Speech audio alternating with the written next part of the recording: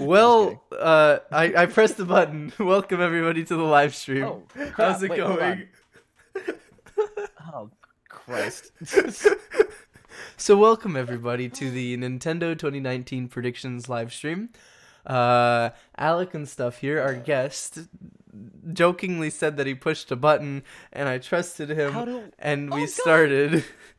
So, where's the? Okay. Okay. There we go. We're good. We're Okay, good. he started. See? Wonderful. Nice. It's all good. We've got this under control. Yeah. So I have face cam. He doesn't have face cam, but it's cool. You guys can see me. You can't see Alec because he doesn't want you to see him. I'm a regular bedhead right now. All right. You guys can So only see what I have going on. Yeah. Anyways, so as Proxence was saying, welcome to our Nintendo in 2019 predictions / discussion / podcast, whatever you want to call it. Hope everyone's having a good Friday evening. And just for the record, for the rest of the stream, we're basically just gonna be talking between us two. But you guys can feel free to chime in on the chat, and I'll try my best to keep up with you via text. Anyways, so Proxence. yeah.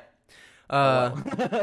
Okay. So I know I know I said I wouldn't do this, but one of the peeps in your chat went back to like a really old video.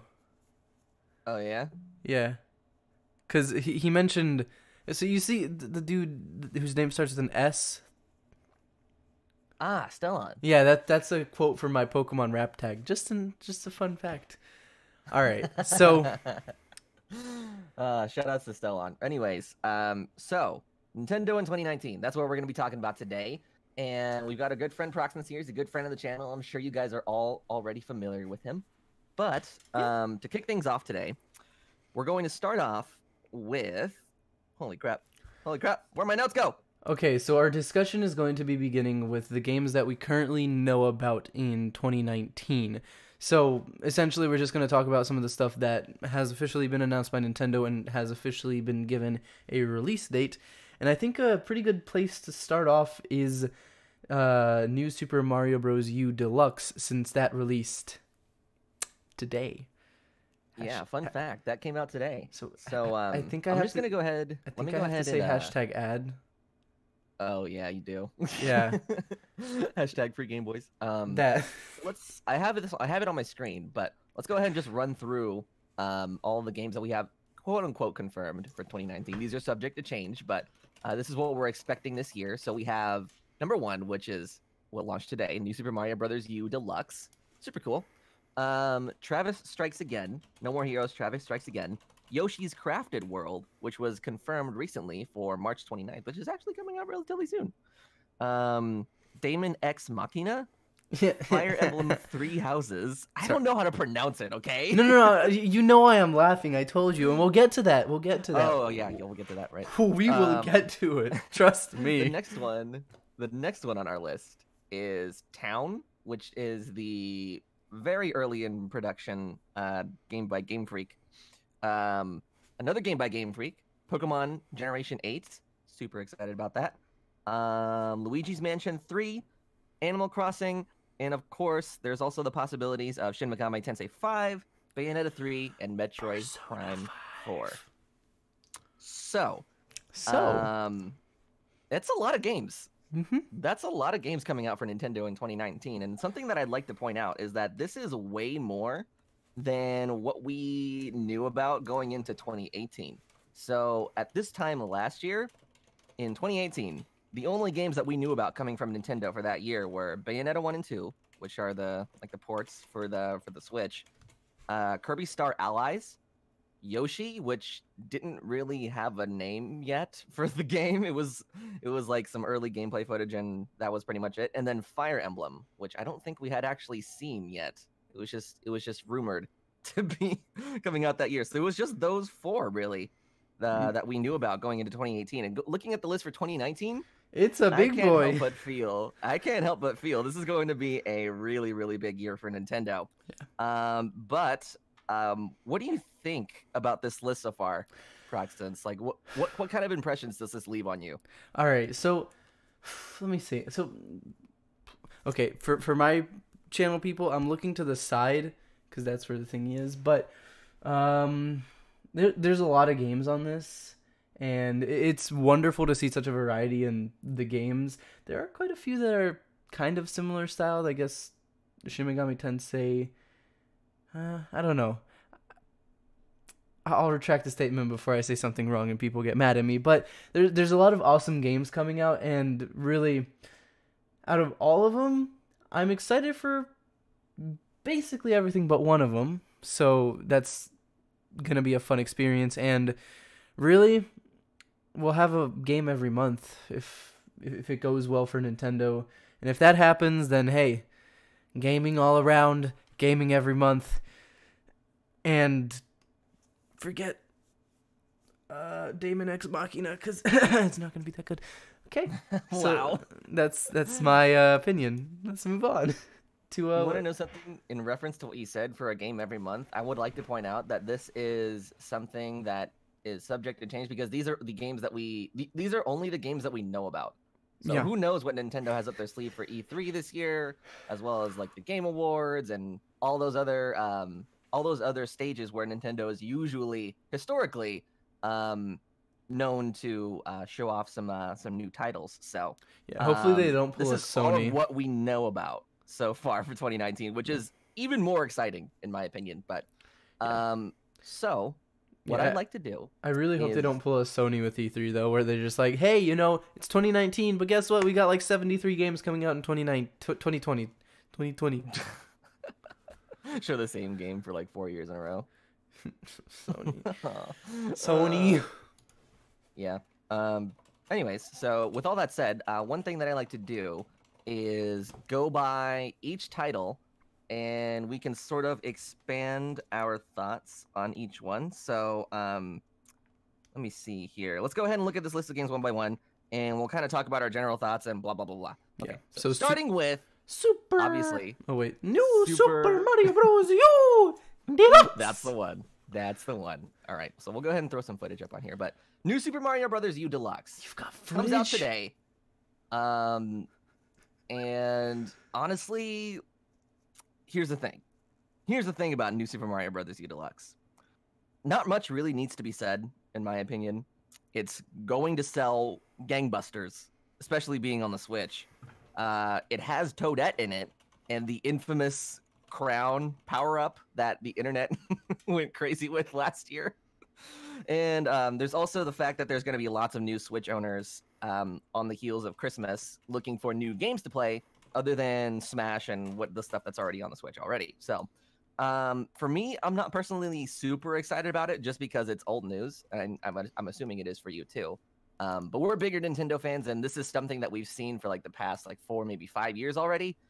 And it's not something that I'm super excited about, but that's fine because I don't really think I'm the target audience anyways. But there's no doubt in my mind that New Super Mario Brothers U Deluxe is going to sell like crazy. People are going to love it regardless, and I can't fault it for that. It's a solid 2D Mario platforming game. So, to extend from you, it's not old news for me necessarily because I actually never played it since I didn't have a Wii U. Proxense! Hey, fun fact! What's wrong with you? Fun fact! Proxense never bought a Wii U because guess what? I Wow. saw it and I was like, hey, I That don't have money for that. So I got a Nintendo 3DS because all the cool kids have the Nintendo 3DS. Forget the Wii U. Psh, what kind of name is a Wii U anyways? Should have been the my Wii goodness. 2. You've just been Anyways, exposed. I've mentioned this before. I think I never had a Wii U, and I never got to experience Super Mario Bros. U. So now I get to experience it on the Nintendo Switch. So I'm definitely a little bit more excited for it than Alec here. He's a fake fan. Listen, all right, I've played through these games multiple times already over the course of the past however long it's been out. It feels like this game's been out forever. It feels like ever since I was a child, New Super Mario Brothers has been a thing. But it's not my fault that I played through these games and levels so many times, Proxense. But you know what? It's not my Here's the fault thing. I couldn't afford a Wii U.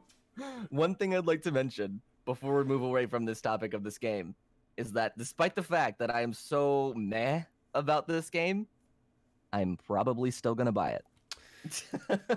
Just because I'm a Nintendo addict. Okay. They have their hands deep in my wallet. I'm probably still gonna get it anyway. Yeah. So first time I'm playing it, I'll probably enjoy it, and Alec here is gonna buy it again. Support Nintendo. Nintendo is good. All right. Well, anyway, so the next game on our list is No More Heroes. Travis Strikes Again. So, to be honest, I really don't have a huge opinion on this game, really at all. So, No More Heroes is a game series that I've known about in the back of my mind ever since it feels like the ages of the Xbox 360, where it feels like a game that's just always been there, you know. And I've never actually given it a chance or had a chance to try it. But here's the thing: I really, really love hack and slash style games and shoot 'em ups and all that stuff, and that seems to be what No More Heroes is, just based on the the limited exposure that I have to it. But from what I hear, No More Heroes Travis Strikes Again is going to be a prequel of sorts, or sort of a deviation from the formula, if you will. But I think, in general, the art style is cool, and Travis is cool as well. And therefore, the series is probably cool. So because those are my thoughts on that. Because A equals B and B equals C, therefore A must equal C.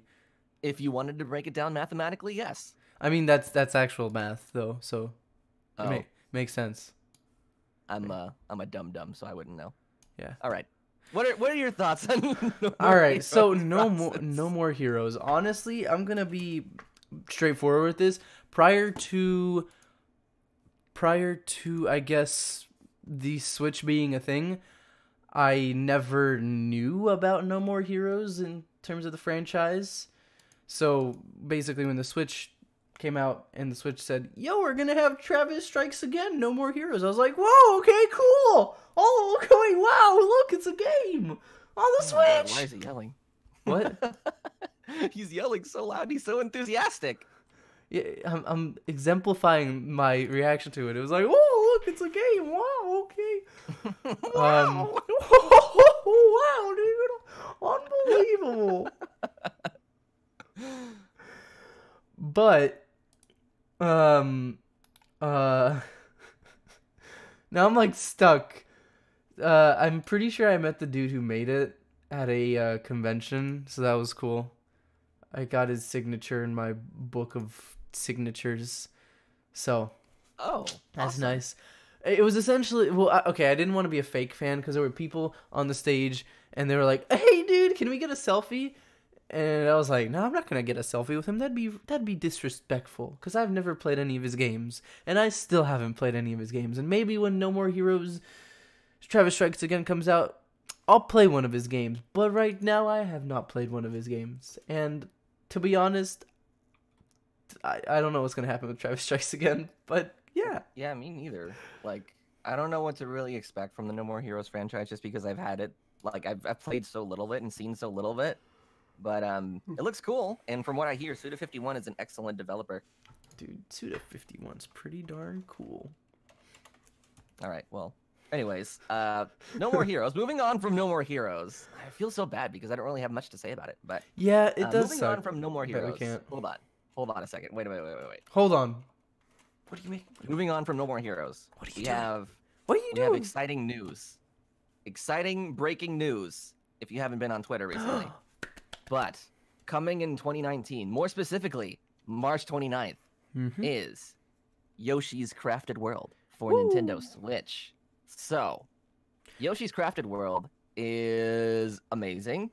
I'm really excited about it. Dude, it looks so beautiful.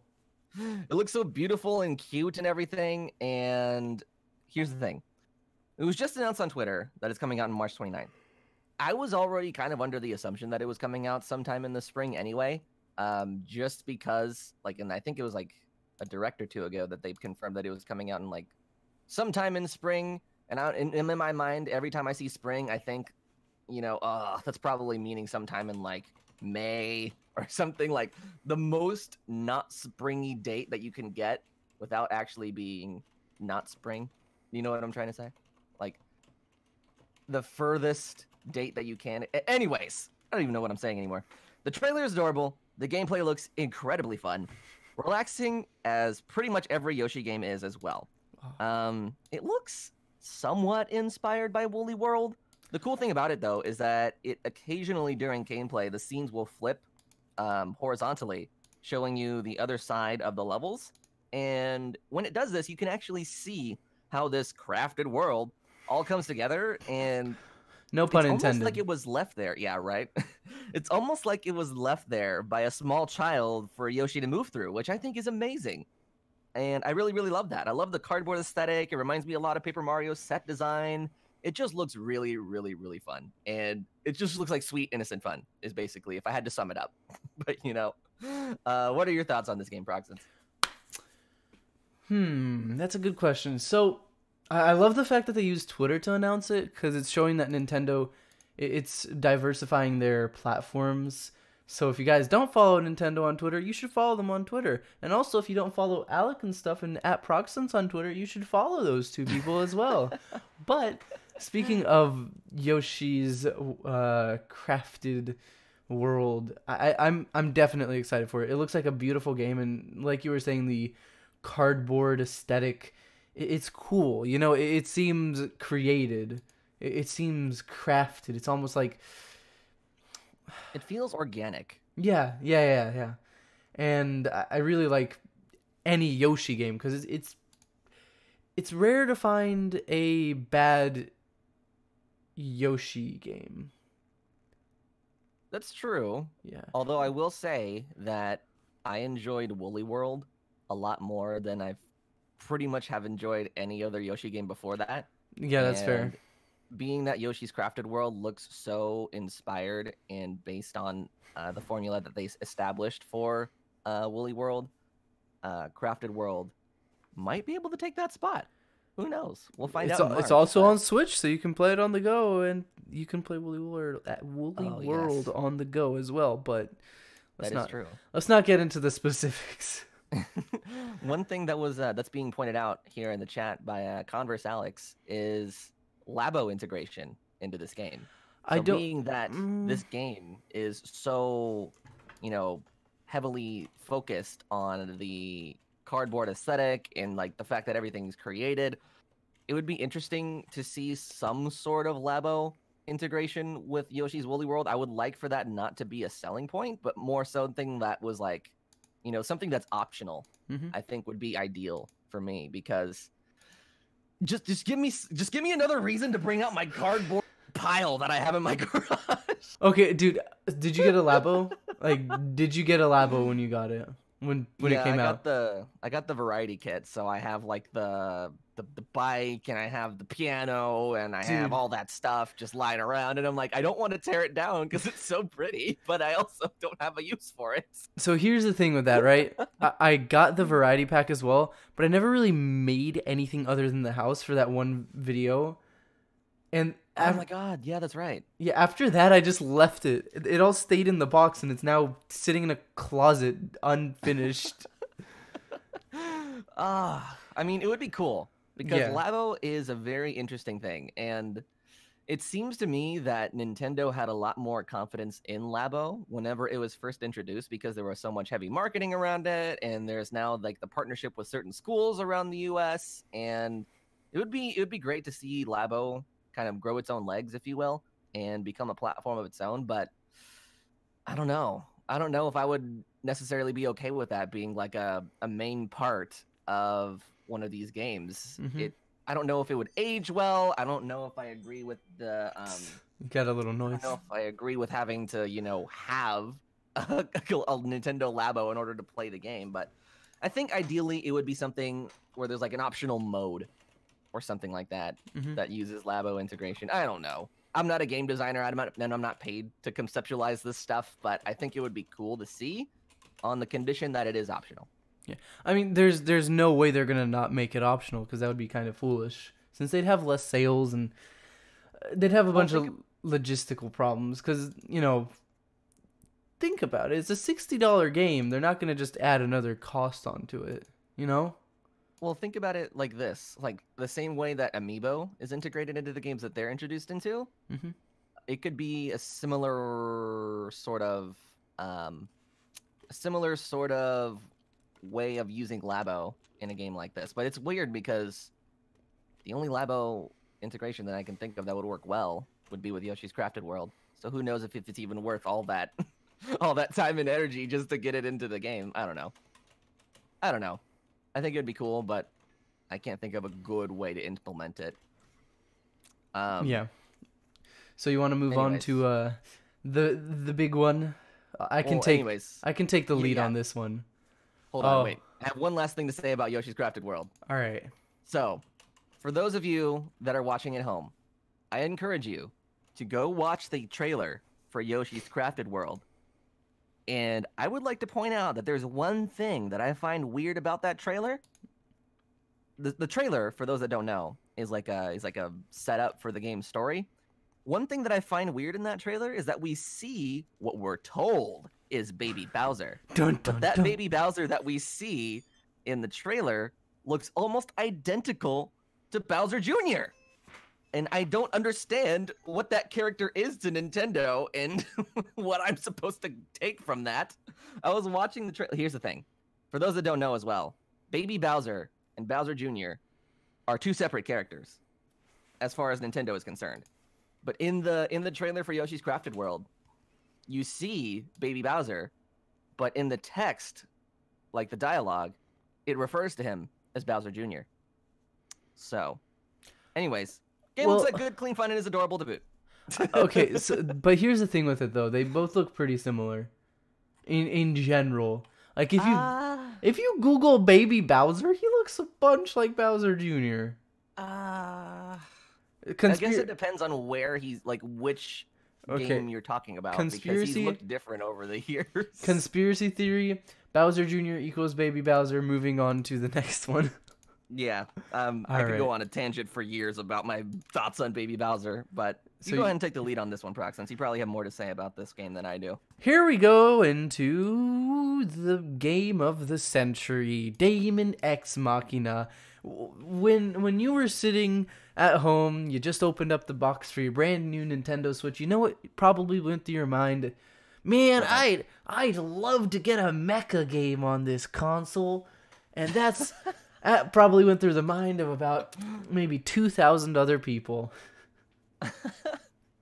So Daemon X Machina is a mecha game for the Nintendo Switch. Its aesthetic is futuristic. It seems like a battle-esque mecha game. You just like fight one-on-one. And really, personal opinion on this, I'm not into mecha games, and out of any mecha game that I've seen, this one really takes my interest away from it because it's got too much going on.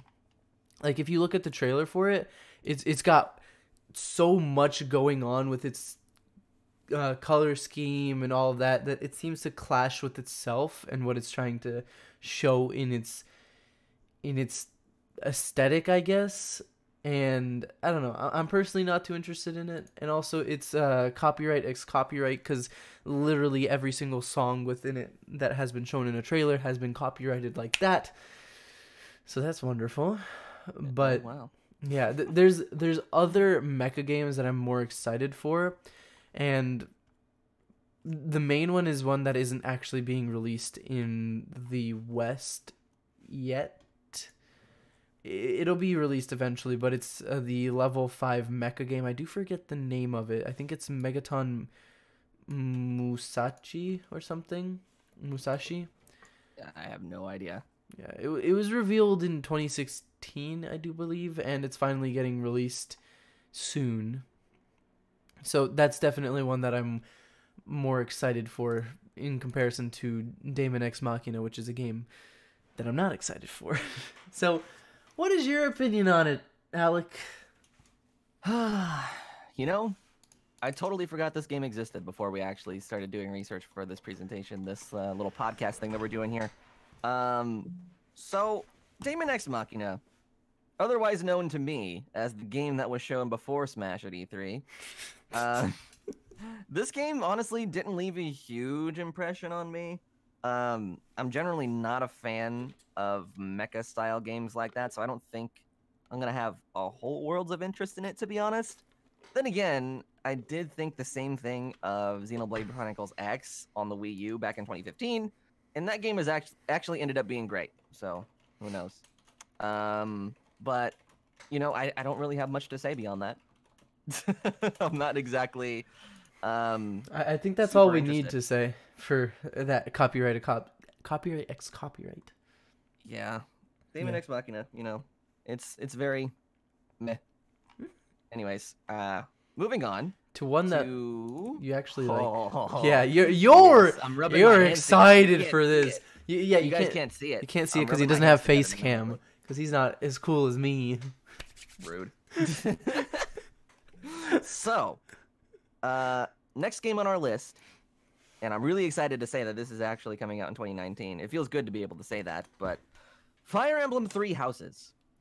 So, I have quite a bit to say on this, or a little bit more than Daemon X Machina, that's for sure. So, Fire Emblem 3 Houses.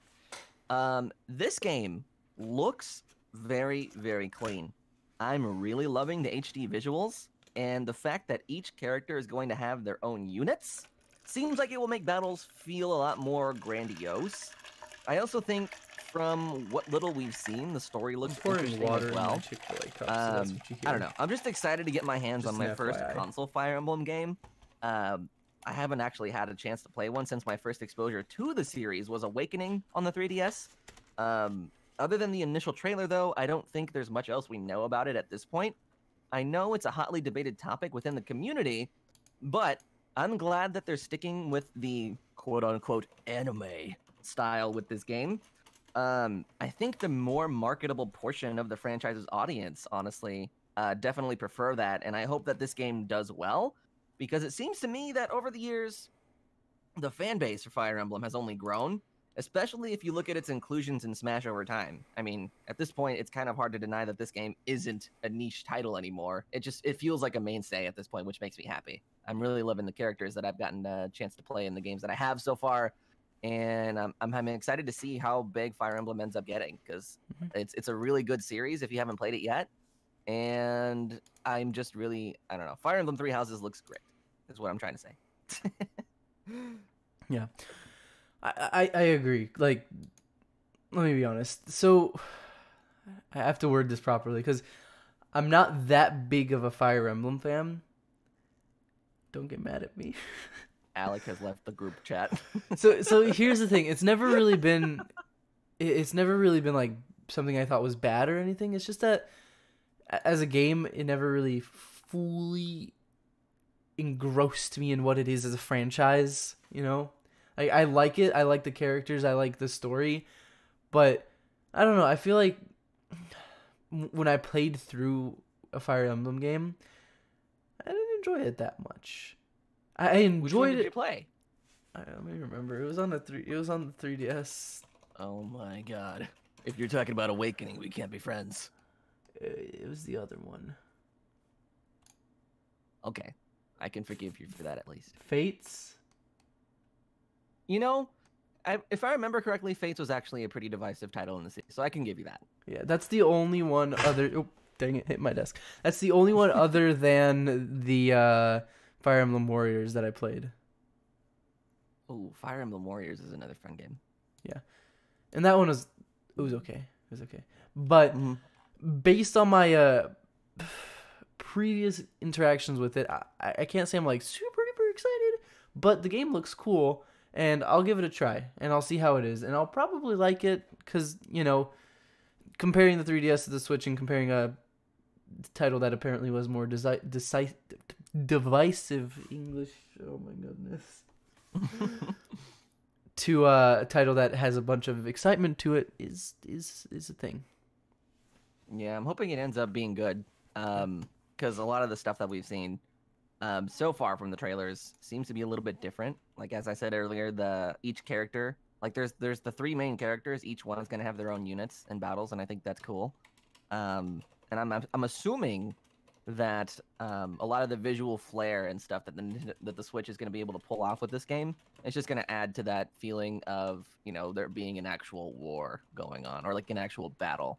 So I think that's going to be cool. It's no longer going to be limited by the 3DS's hardware, which I'm excited about. Finally, we're moving away from development of that grandpa console by now. Thank goodness. Who you calling a grandpa? That console is a teenager. Dude, the 3DS came out when I was like -2. So now you are 4. Yes. For those that are watching at home, I'm 4.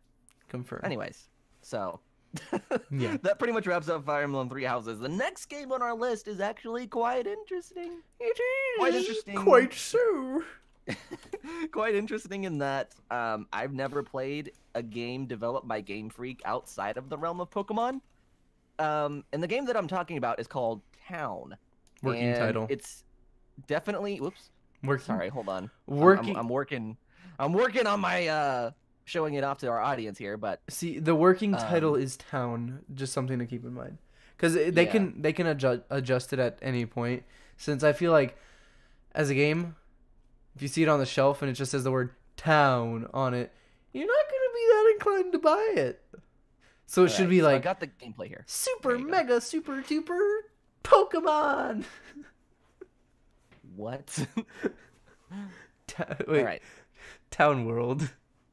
There you guys go. So that's what Town looks like. It's a very, you know, for me, this game is hard to talk about considering we know so little about this game outside of the fact that, you know, you're in this town, you're doing quests or something. You're only in the town. Sometimes monsters attack. I will say that I do enjoy the art style. However, I think what's going to be the most interesting thing about this game for most people is the fact that it is being developed by Game Freak. I know I've never played any of the games that Game Freak has developed outside of the realm of Pokemon. And it'll be interesting to see what kind of reception this game ends up getting and what it ends up becoming in the end. I think it'll be really cool to see that. I mean, I'm excited for it too. I'm like, I look at it and I like the aesthetic, and I feel like, stop saying like. Why do I do that? I don't like it. Well, I did it again. The game is made by Game Freak. Game Freak makes good games, give or take one or two, and you know, they've got enough experience with Pokemon where I feel like their experiments with other games is fine. You know, you've had let me check. They had a game called Harmonite a while back. Then they had a game called Tembo the Super Duper Cool Elephant. Censored. What? Censored. Okay. Then they had something called Giga Wrecker. So they've made games. They've definitely done it. And they've definitely made good ones. And I think Town isn't going to be different. I think it's going to be cool. And it'll be fun to play. And that does lead us into the next topic. And do you mind if I take a little introductory lead? Go for it. Oh, God, wait. I just realized what's next on the list. Boys and girls, welcome to the Pokemon section of the discussion. So, as you all may know, the year is 2019, and as Game Freak said, we've got Pokemon 2019 coming out. It is the core RPG title that is being released this year. It is Generation 8. It is a new world. It is a new adventure. It is new fun. It is new experiences. It is new everything, and it is coming for the Nintendo Switch. And there is so much you can think about here because we don't know anything. I don't know anything. Nothing. Alec doesn't know anything about the game. Okay, so let me specify. We know stuff, just not about the game. But I can say that I'm super duper excited for it because it has so much stuff, you know? It could be this, it could be that, it could be open world, it could be normal world, it could be Pokemon Go integration, it could be actually a normal Pokemon game that doesn't have Pokemon Go integration and is sort of what people like in Pokemon games and not simplified, so then it's actually difficult and you have a challenge in it. And Pokemon can follow behind you. That's another thing. That would be nice. Oh my gosh. Look. Here's the thing. It's nice to have a Pokemon walking behind you. They had it in Let's Go. They better have it in Gen 8. Because if they don't, I'm about to write an email to Game Freak and say, hey, you guys are really cool. Thank you for making such awesome games. By the way, can you please put Pokemon following you? Okay, thanks, please. You guys have the animation for every single Pokemon. You might as well just use it. Yeah, I've always thought that's weird. Yeah, because they have GIFs for all of the Pokemon, but they never chose to use it for like Gen 7. I don't know. Yeah, so I'm excited for that because there's so much they can do with it, and it'll be nice if it's open world. All right, so now I give the figurative mantle to Alec. All right, you guys ready for this? I have a lot of things to say about Pokemon Generation 8, and I hope you're ready for it. Here we go. All right. So, Pokemon Generation 8. I'm going to start this off by saying that we are now living in a post-Let's Go kind of world, and I think that changes what people's expectations are about a new Pokemon game, especially a main series one, and I think whatever Generation 8 ends up looking like, it's possible that we'll see more living, dynamic worlds. What I mean is kind of what you see roaming around the locales of Detective Pikachu, for instance, because in that game, you'll see a lot of characters and Pokemon casually hanging out, outside of battles, and you'll see things like certain Pokemon having jobs.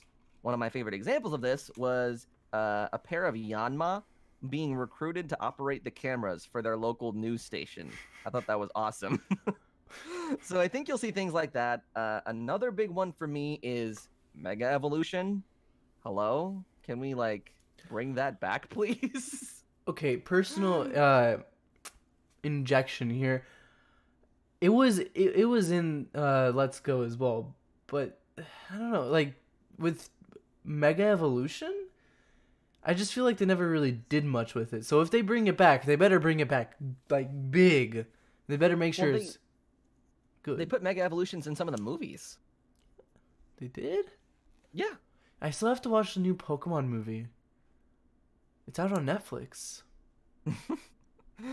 Oh yeah, I saw that last year when it was in theaters, but I didn't have a chance. But yeah, Mega Evolution used to be a big thing for Game Freak, and I thought it was such a cool concept, and there was so much hype around the new games when specifically Omega Ruby, Alpha Sapphire, when those were coming out. Mm-hmm. There was a lot of speculation on who's gonna get a Mega Evolution? What's it gonna look like, and stuff like that. And I never really saw the same type of hype around Z moves, which seemed to have replaced Mega Evolutions for a while there. Although their inclusion in Pokemon Let's Go does sort of lift my spirits just a little bit about that. But Mega Evolution is something that I would like to see return for Pokemon Generation 8. Yeah. Another thing that I would like to see in Pokemon Generation 8, which might cause a little bit of debate, would be the inclusion of a proper co-op experience. So kind of similar to the way that it was interpreted in Pokemon Let's Go, but done to a degree that it's actually, worth playing. Like actual 2-player where it's not just, hey, you got 2 players, but your player 2 follows player 1 everywhere. And player 2 is basically just a ghost, and no one cares that they exist in the world. So but when you I say think it, proper co-op would be cool. When you say it, do you mean actual split screen? I mean split screen or online multiplayer, I think would be cool, because with the launch of Nintendo Switch Online, my mind's been buzzing about the possibilities of some of my favorite Nintendo games incorporating online to a 2019 standard, and I think a cool co-op experience built into Pokemon Generation 8 would be awesome. Mm-hmm. I'm not here to tell you what that would look like, but I think it would be cool to include that. just do it a little bit better than the way that Let's Go was done. Because yes, Let's Go was kind of cool. You know, if your friend had the Pokeball Go Plus, or you know, if you had someone with an extra Joy-Con lying around, you know, it's cool to have the other avatar walking around with you. But nothing quite like a proper co-op experience, which is like what I would like to see in Pokemon Generation 8. Yeah. Moving right along on my list, I also have less Pokemon Go integration. Yeah, dude, I completely agree. Please get Pokemon Go far away from my main series Pokemon games. I mean, here's the thing. I don't inherently dislike Pokemon Go. I don't, you know, shame anyone that loves it or anything, but I think it would be wonderful to keep it away from Pokemon Generation 8 because I feel like if we were to include Pokemon Go integration in the new games, some of that would come with a little bit of limitations. So kind of like, and this is just due to how the game's systems actually work. So in Pokemon Go, there's things like Pokemon don't have natures. Pokemon, you know, there are certain things that Pokemon can't have in Pokemon Go. If you were to include them in a Pokemon Switch game, dude, you just reminded me of that. I don't know if it would like hold it back in any way, you know, because I don't know if you could include Pokemon Go Pokemon into the new game. I feel like I'm saying Pokemon a lot, but I'm trying to make a difference between the two. Pokemon Go, Pokemon Go. Exactly, but less Go integration would be great. Yeah, I mean, by no means is Pokemon Go a bad game, but I want Pokemon Generation 8 to be a proper main series Pokemon game, and I don't want it to be held back by any sort of mobile mechanics or anything like that. That's all I'm saying. Yeah, I agree. Like with Pokemon Go, I don't know, on its platform of a phone, it's fun, but taking that and trying to integrate it with a bunch of other mainline games, I feel is kind of foolish. Like there's features in Pokemon Go that are fun and they're cool and they're enjoyable, but taking those and splicing them with the main game, which is supposed to be its own unique style, I don't know. I feel like, as you said, it does take away from the game, and I hope they do take some of that back, and they're just like, hey, Pokemon RPG, this is what you wanted, this is what you got. Also, another thing that I wanted to mention while on the topic of Pokemon is, you know, every single Pokemon game succeeding the original ones has had some way or some form to transfer Pokemon from older games. And I'm wondering, I know what you're going to say. How would that even work in a Switch title? Because you're right. You'd have to build some sort of, you know, compatibility with Pokemon Bank. Because currently, Pokemon Bank is like the end-all be-all for transferring older Pokemon to newer games, and it covers most of the series. Albeit there's like, I think the original Gold and Silver and Pokemon Red and Blue. I don't think you can transfer Pokemon from anymore. Correct me if I'm wrong. Anyone in the chat can feel free to correct me if I'm wrong, but I don't think there's a way to transfer those. But I think Pokemon Bank covers a pretty good net of Pokemon as a whole, like all the series. And I'm just like, I've been trying to rack my brain around this, but what would they need to do to allow people to transfer their older Pokemon, if at all? So, I mean, I'm stumbling on my words a little bit because, you know, it's something you really got to think about before you talk about, but you have an account for Pokemon Bank, so if they wanted to make it work, there's ways they could make it work, but I feel like trying to take it and connect it between 3DS and Switch is going to open a big gaping hole in the defenses of the Switch. Really weird wording, but I feel like that'll open up area for hacking, and I think that's something they're worried about. You know what I'm saying? Like homebrew? Yeah. Ew. Yeah, like hacking, don't do it. It's bad. Don't. Yeah. I got closer to my webcam. You didn't see it, but don't hack. But I feel like if they try to connect the 3DS to the Switch in that way, it'll open it up for that.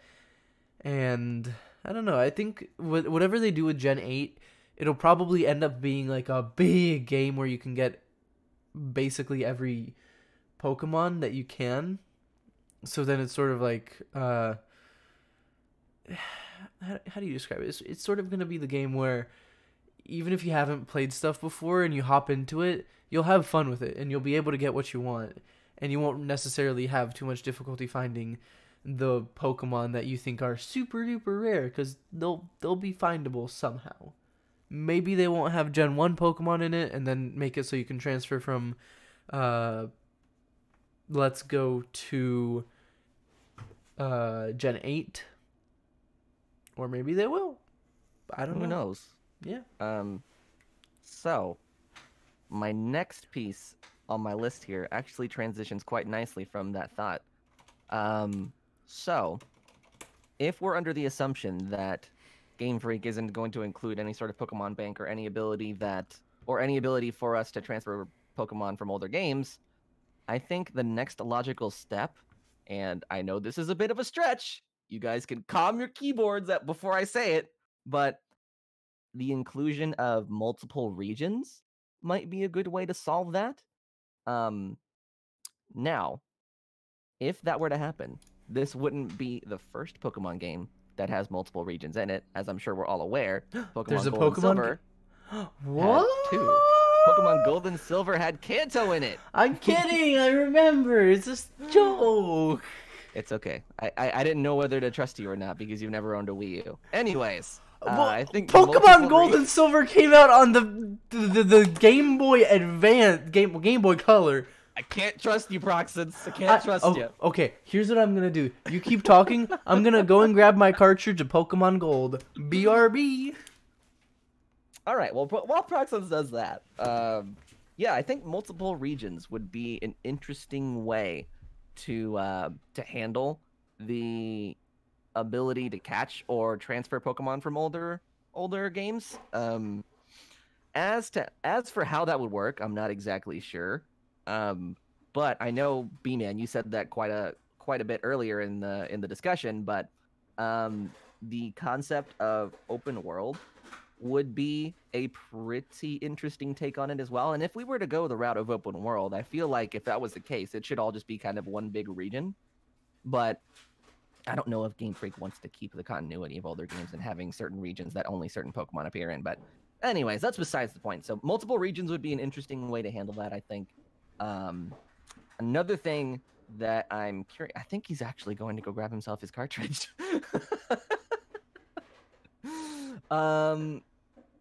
So I also noticed that Zeta Gamer, you said earlier that, or asked me, do I think that Pokemon is going to be revealed next month or anytime soon? No. The answer is no. I don't think so. I don't think we're actually going to hear anything quite remotely related to Pokemon Generation 8 until like 3 months away from release. Because historically, at least as far as I remember, Game Freak has always been the kind to sort of drip feed us information. To say the least, they kind of just give you little nuggets of reveals every now and then. Usually starting within 6 months of release. So 3 to 6 months is usually, I think, the time frame there. But I don't know that we'll actually hear much about the game until later on in the year. Maybe at E3, though. That is a good point. The game is Maybe going to at be E3. released. Prediction, October 24th, 2019. Can you imagine if that was correct? If I get that right, somebody owes me big. October if he gets 24th. that right, someone give him a Wii U. Yes, somebody do that. Okay, October 24th, plus or minus 2 days. Yeah. Did you actually go grab your cartridge? Okay, so I couldn't find my cartridge of Pokemon Gold, but guess what I got? Do you have my stream open up? No. Okay, well, I got my copy of Pokemon Heart Gold. I got my copy of Pokemon Soul Silver. Pokewalker's inside, and since I couldn't find my cartridges for Pokemon Gold, I got the next best thing. I've got a Game Boy Color cartridge for Dexter's Laboratory Robot Rampage. Wow. I've got a Game Boy Color cartridge for I Don't Know, because it doesn't have a tag on it anymore. And I've got a Game Boy Color cartridge for Shrek Fairy Tale Freakdown. I've never heard of that game, but sounds like a classic. Cult classics, guys, right here. Dexter's Laboratory Shrek and game that I don't know the name of, because it doesn't have a name on it. So I'm a true Pokemon fan. All right. So, with all of that said, you think that we would be done talking about Pokemon, but we're not! I still have a list of things to say. So gym battles. Do you think that those are returning for Pokemon Generation 8, or do you think that they're going to keep the same formula that they have with Pokemon Sun and Moon? Definitely not the Sun and Moon formula. I think whatever they do with Gen 8... Okay, so you know creator Pokemon dude, bro? Junichi Masuda. Yeah. You know how he'll usually travel to whatever country he's making... Wait... I thought it was Satoshi. Doesn't... Okay. What are you talking about? I don't know what I'm saying. Dude, bro, Masuda. Masuda. Right. Dude, bro, Masuda. He travels usually. When a game is getting made, he'll travel to the country where the game's usually set in. So I really hope people recently have been looking at his travels. Like, hey, maybe he's in give me a country that a Pokemon game's never been in. Australia. Maybe the next Pokemon game is in Australia. Maybe the next Pokemon... Such a weird thing. Pokemon in Australia. I can't even imagine how that would look like. It's all desert. You got one tree. And then you got kangaroos, spiders, snakes, and everything trying to destroy you. But that's something that I've noticed. So for most of his recent travels, he's been sticking to Japan. So maybe the next one goes back to a Japan-esque area. Gyms are coming. To get back to what you were saying, gyms are coming back. We're not keeping a lowland gyms. Yeah. If they do happen, then I'm sorry. I thought they were going to be going away.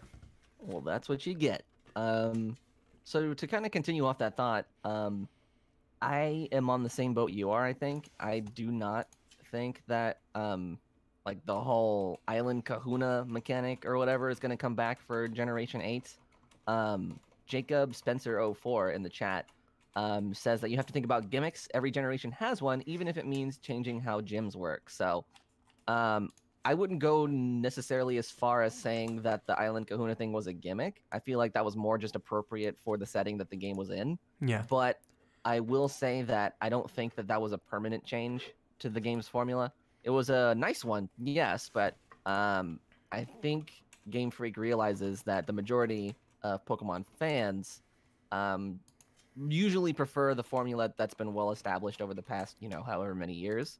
And that brings me to my next point. So I'm going to go a little bit on a tangent here, so forgive me for saying a lot of words at once. But at the end of the day, I think this game has tons of potential. And there's a lot, obviously, that I want to see out of a Generation 8 game. But if I were to level my expectations just a bit, I could also see Game Freak trying to play it safe with this one. So basically what I mean by that is, same general formula and everything that we're used to with some improved graphics, more polished battle animations, things like that, because I feel like that's something that most people would be okay with. On the other hand, though, I think it would be really cool to see something along the lines of a Breath of the Wild style restructuring of the series. Historically speaking, though, I think Game Freak has always been, sort of reserved when it comes to substantial overhauls of the game's formula. But can you imagine? I want you all, everyone listening, to close your eyes I'm closing my eyes. Close your eyes. Put a bandana over your head. Okay, hold drink up. some water. I'm do all sure... that stuff at once. Okay, wait, hold up. Bandana. Let me take my shirt off and use it as a bandana. I'm gonna paint a word. I'm gonna paint a picture for you with my words. Don't worry, chat. So it's gonna be a beautiful tapestry of what a Nintendo Switch Pokemon could be. Okay, hold up before you do it. I gotta get. Here we go. There we go. Right. You said put a bandana. Okay. I got it. Why do you have all this immediately available near your desk? I just took off my overshirt, and I've got a bandana, and I'm drinking water out of a cup. Here we go. Covering my eyes, listening. Go. All right. So I'm gonna lean in real close to the mic here, guys, so you can listen to me. But can you imagine how wonderful it would be to have a Pokemon game that is open world, literally allowing you to travel across the land, searching far and wide with each Pokemon to understand the power that's inside. Bum, bum, bum. Yeah, but I think that would be so cool. And B-Man's been saying it for pretty much the entire discussion, but I think an open Pokemon would be amazing. It would continue on with the theme of, Nintendo just, flipping over the foundation of all these really established Nintendo franchises, and I think it would be really cool. But I could also very much see Game Freak playing it safe. So I don't know. I'm sure time will tell what ends up happening to Generation 8. But I think it's safe to say that a lot of people are expecting quite some big things from this next game. So I guess we'll see as the months go on. But here's hoping we see something sooner rather than later. Yeah, and it would be really nice to see an open world game, especially with Pokemon, since, managing to do that with Breath of the Wild, I think Nintendo, I mean, obviously Game Freak's making Pokemon, but I think Nintendo can hop in there and be like, hey guys, I know you guys don't really like making a big overhaul, but you did it with that Sun and Moon game. You can do it again, right? Why is there an old lady doing the Nintendo Directs now? That was Mickey Mouse. Oh, hey, Goofy. How's it going? Or we got Pilot Mickey. This is your pilot, Mickey Mouse speaking. Today we're going to be flying to Cover your ears, run away. And we're going to be stopping in Unova region.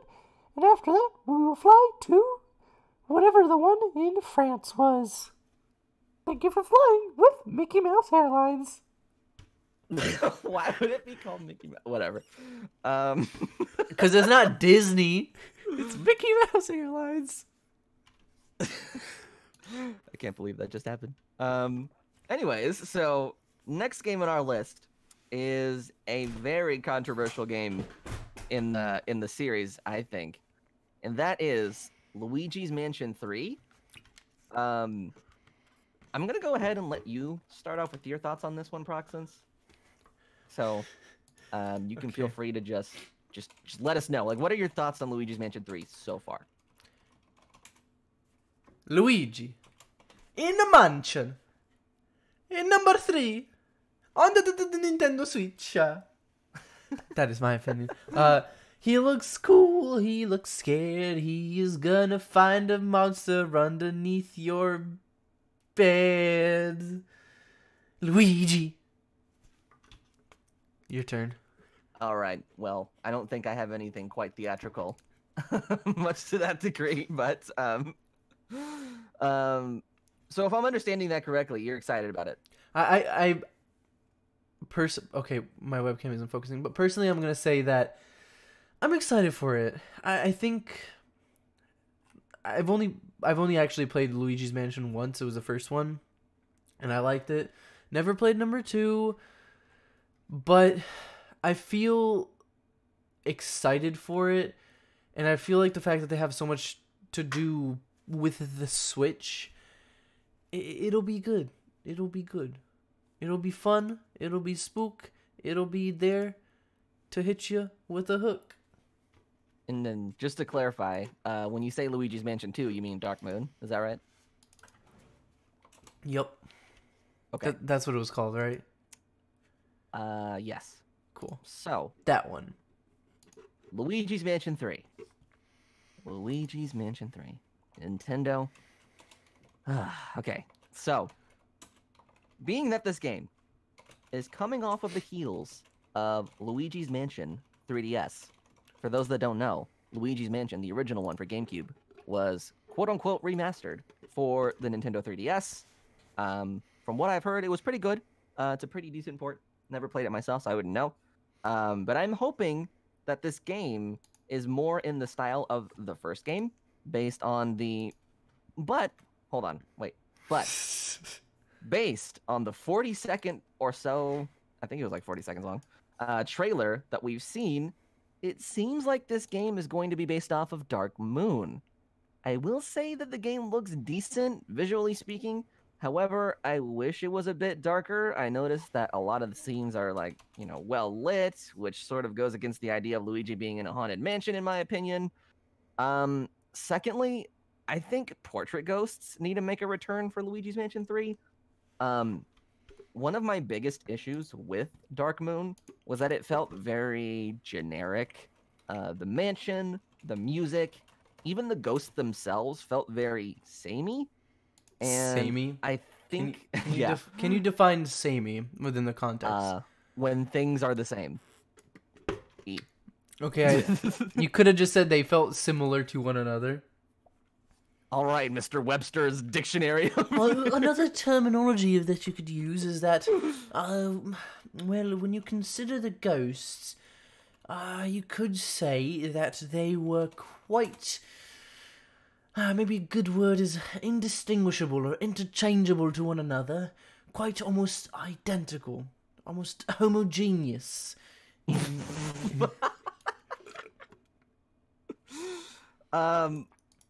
What was I saying? You were saying that the ghosts are samey. Yeah. Okay, so to kind of tie up that thought, I think the reintroduction of the portrait ghosts would do a lot to kind of, you know, make the game a little bit more memorable, because I can easily think back and remember the boss fights from the GameCube version a lot easier than I can for Dark Moon. And it's kind of funny because I was really digging the vibe that we saw in the Simon Belmont reveal trailer for Smash. And I think I remember mistaking it for a Luigi's Mansion reveal before Simon actually appeared on screen. Which actually, it really says something, because I was really digging the aesthetic that Smash Brothers trailer was building up more than the actual Luigi's Mansion 3 trailer was showing off. So wow, okay. Yeah, so long story short, I'm excited for Luigi's Mansion 3. I don't have high hopes that it's going to be something that'll, you know, blow my socks off or anything, but Luigi's Mansion, I just really hope that it becomes a little bit more inspired from the original than Dark Moon. And I feel like I'm not the only one that thinks that. Yeah.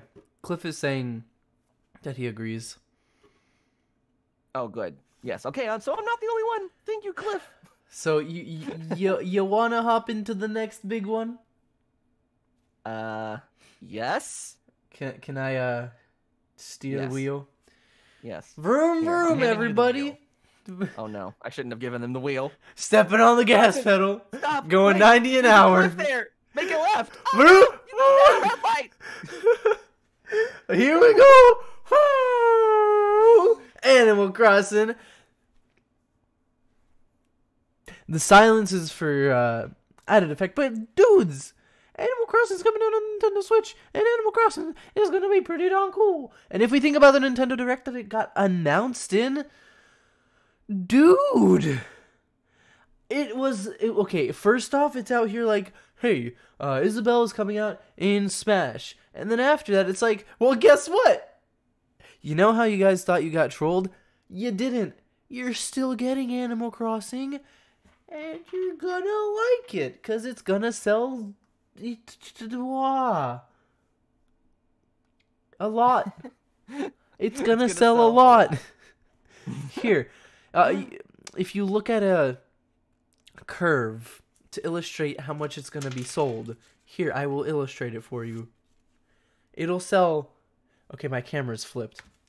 Gotta draw backwards. It'll sell more than that much A lot more than that much. Look, it's gonna sell good. It's gonna be fun. It's Animal Crossing. I mean, Animal Crossing on the 3DS was fantastic. Animal Crossing on the Wii U was, I don't know. It's as a franchise, Animal Crossing is fun. It's relaxing. It's enjoyable, and maybe they'll find some way to connect it with the mobile app, which would be pretty cool as well.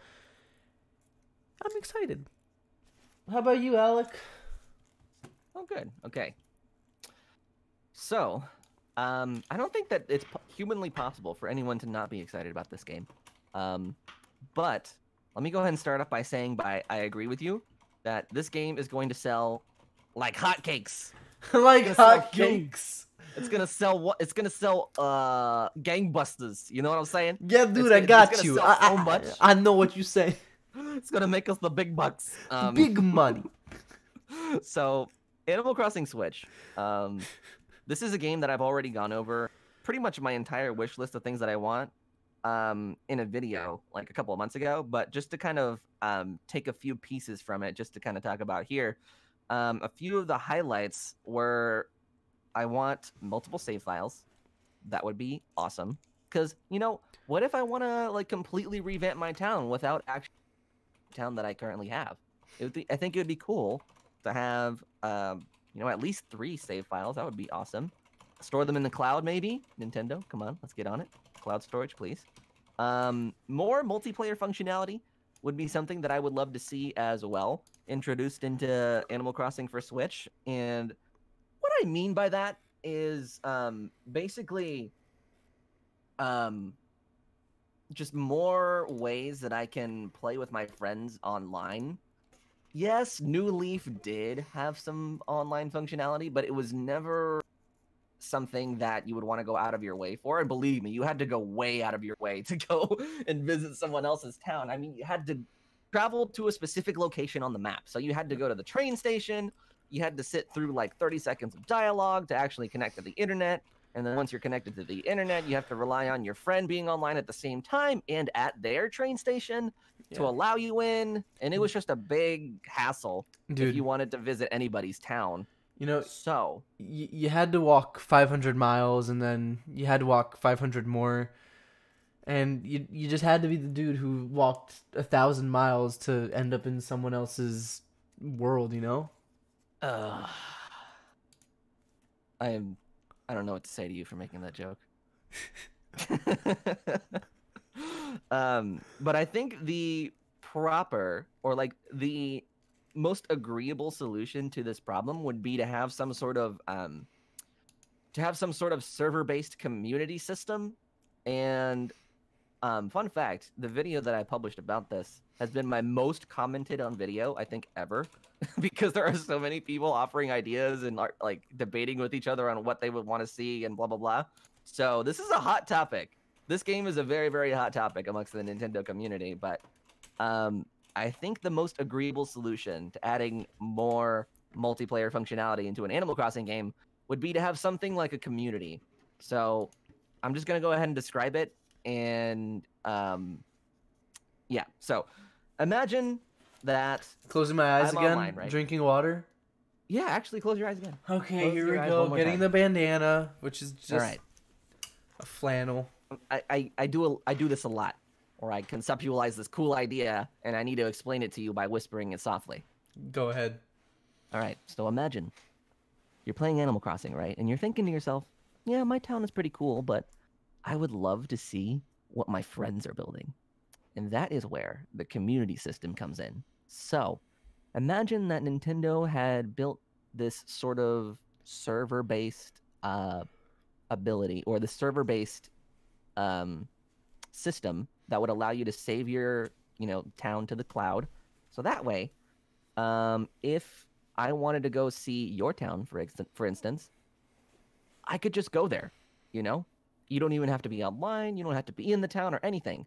And I know what you're probably thinking. Well, Alec, if that was the case, wouldn't it be really easy for you to just go to my town, dig a bunch of holes, and then leave?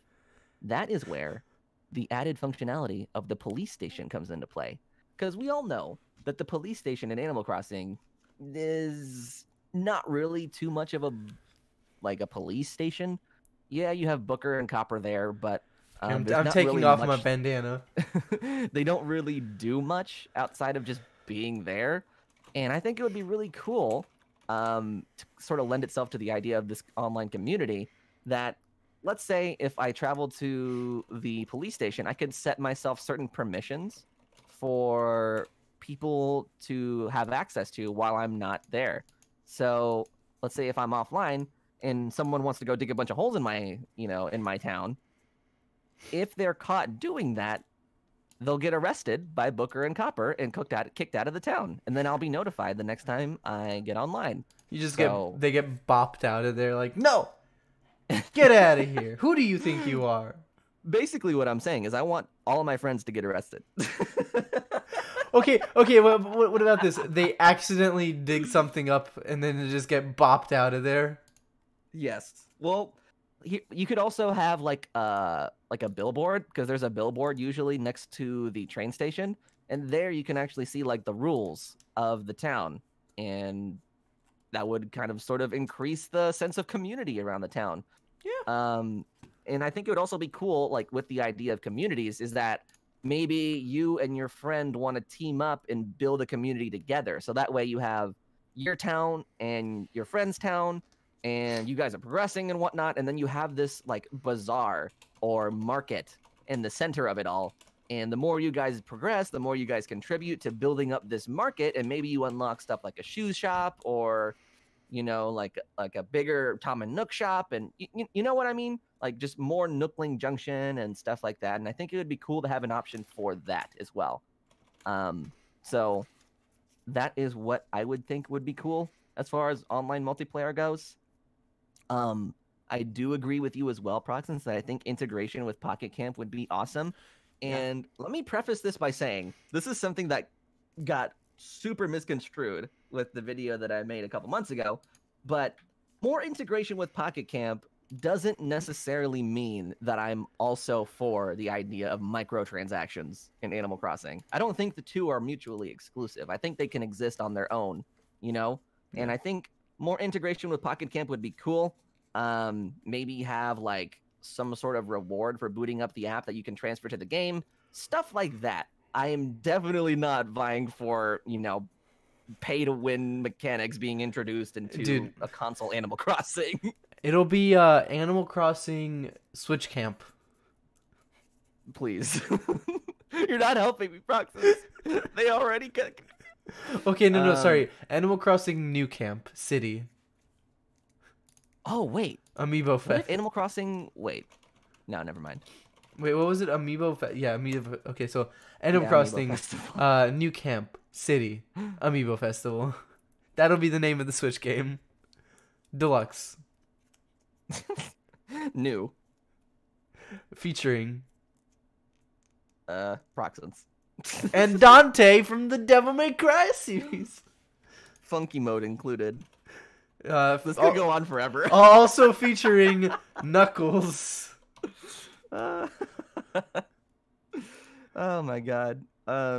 Yeah, so honestly, I think more social features in any capacity is what I want from Animal Crossing. Yeah. It is indeed a very soothing single-player experience in its own right, but I think it can also benefit greatly from adding that ability to play with others easier. New Leaf can feel so lonely or so isolated at times, and I remember thinking to myself on countless occasions how cool it would be to be able to travel to someone else's town, whether they be a friend or a stranger, and just walk around and explore what kind of cool things the community is doing with their towns. So I think that would be something that's really, really cool. What? That's your lonely experience in New Leaf. That was me playing New Leaf. Yes. Just imagine it's raining down on Alec. It's a black and white filter. On my bed, playing on my 3DS, wishing I had friends. So there's a couple more games on our list. I don't really have much to say about these, but perhaps you will. The next one on our list is going to be Shin Megami Tensei 5. Shin Megami Tensei 5. I've never played the series, so I have zero to say about it, to be Okay, honest. And so- I never really, I don't know anything about it at all. I never played it, but I watched it. Because we're content creators and we can watch people play games too, you know? But the latest game in the Megami Tensei series was Persona Q2. For those who don't know, the Persona series is actually part of the part of the Megami Tensei series. Shin Megami Tensei, on the other hand, is separate of that. It's like it's in it. Okay, so they're all in there, okay? They're all in the Megami Tensei series, and basically Shin Megami Tensei 5 is going to be pretty darn good. If you've never played a Shin Megami Tensei game, I do recommend going and looking at a sort of history about it. If you're implying something, I don't know what you mean, because I've never seen anything Shin Megami related. Basically, watch a video about it and get some history behind it, because it does help you to understand the series. And as a game, I'm really hoping what they do on the Switch is a bit better than the 3DS games. Because I'm gonna be honest, and I didn't play them, but I watched them, and they didn't seem that interesting to me on this 3DS. Especially Shin Megami Tensei 4, it just seemed kind of stale. Like, it had a good story, but it seems stale to me. So I hope what they do with Shin Megami Tensei 5 is a little bit more spunky, you know? It's got more pizzazz. It's got some... like, you see it walking around the corner, and you're like, ooh, that's a pretty darn cool game. I'm gonna buy that. That's a darn good looking game right there. I want it. I want it. In my Nintendo Stick it Switch. in my Switch. Okay, hold up. But yeah, I'm excited for it. All right. Well, Proxence is excited, so I think that's reason enough for everyone else to be as well. So next on our list, Bayonetta 3. So, to be quite honest, I've actually not yet completed Bayonetta 1. I made some progress on my flight to E3 this past year. For like the 2 or 3 hours that I was in the air, I was playing Bayonetta 1. And it's really, really good. It feels like top-notch hack and slash, style game. And who's it developed by? Platinum Games, I think, is the developer for Bayonetta, historically. Someone can fact-check me on that if I'm wrong, but whoever the developer is behind Bayonetta, I know makes some pretty good stuff. And I like me some hack and slash, and Bayonetta 3, if it's anything like the first two, is probably going to be just like the epitome. Platinum Games. It is? Oh, okay, good. Platinum Games. Yeah. Okay, good. My memory serves me correctly. Yay! I'm not wrong. But yeah, I think I'm excited to see what it ends up becoming, but I probably won't touch it until I'm actually done playing through Bayonetta 1 and 2. But just to kind of talk about the game mechanics a little bit, it was really fun. It was really fun. I enjoyed my time with it so far. Oh Yeah. man, maybe I'll play that after this. Is that hashtag ad? It's not actually. Okay. Just making sure. It's with my own monies. All right. Well, I liked games too. Games were good, and Bayonetta 3, probably good as games prior to that. Did you ever play the first two? Yeah. Hashtag ad. Oh my god, really? Yeah. Wow. It What was did you think of them? Okay, so I'm not that into gory games, but as a hack and slash, it was fun. Like, I don't know. It wasn't my aesthetic of a game, and I guess that comes partly because it's like a rated M game, and I don't really play rated M games, but it seemed cool. It seemed enjoyable. It seemed like something that you can play on a long flight and have fun with. Well, So, all right. I think Bayonetta 3 is going to be another one of those have fun on a flight games. Yeah, that's what it's been to me at this point. Man, I feel so bad. I need to play through it. Yeah. Let's Anyway, co-op. Next on our list, probably one of the most hyped up games for the year, Metroid Prime 4. What are your thoughts on that, Proxence? You know what's up with Metroid Prime 4? I'll answer that question. Cool stuff is up. Apparently the release date got leaked, by the way. I stay away from those. Yeah, same. But nonetheless, it's gonna be a pretty darn cool game. And that's because A, it's Metroid. B, it's Metroid Prime. C, it's Metroid Prime 4! I split up the title into different parts and tried to make something funny out of that, but I didn't. Nonetheless, look, Metroid Prime games have always been pretty fun, even if they were a little bit more stale on some ends. People who have played, you know what I'm talking about. It's been fun. It's been enjoyable to just play through them, and I feel like Metroid Prime 4 isn't going to be any different, especially on the Nintendo Switch. There's going to be a lot you can do with it. There's going to be a lot of stuff you can have fun with, and I'm guessing it's going to be a pretty big game because it's Metroid. So, that's my opinion. It's going to be cool. I'm excited. Can't wait to play. So, I know for the duration of this discussion, we've been hearing Proxence making his own sort of confessions, if you will. Most notably, never having owned a Wii U. I actually never had a I Wii will remember either. that. Oh my god. It's getting worse. It's progressing. Look, I didn't have money to just hop around and be like, yo, I'm gonna buy a Wii and a Wii U. All right then. I don't know what to do with this information, so I'm just gonna save that for later. But, I have a confession of my own. I've actually never played any of the Metroid Prime games fully. What did you just say? Except for Metroid Prime Hunters for the DS, which I know Don't even is know what that not game a- is. Don't it's even not know a what main that game series. is. You don't Fake- know what that game is? Fake game, not real.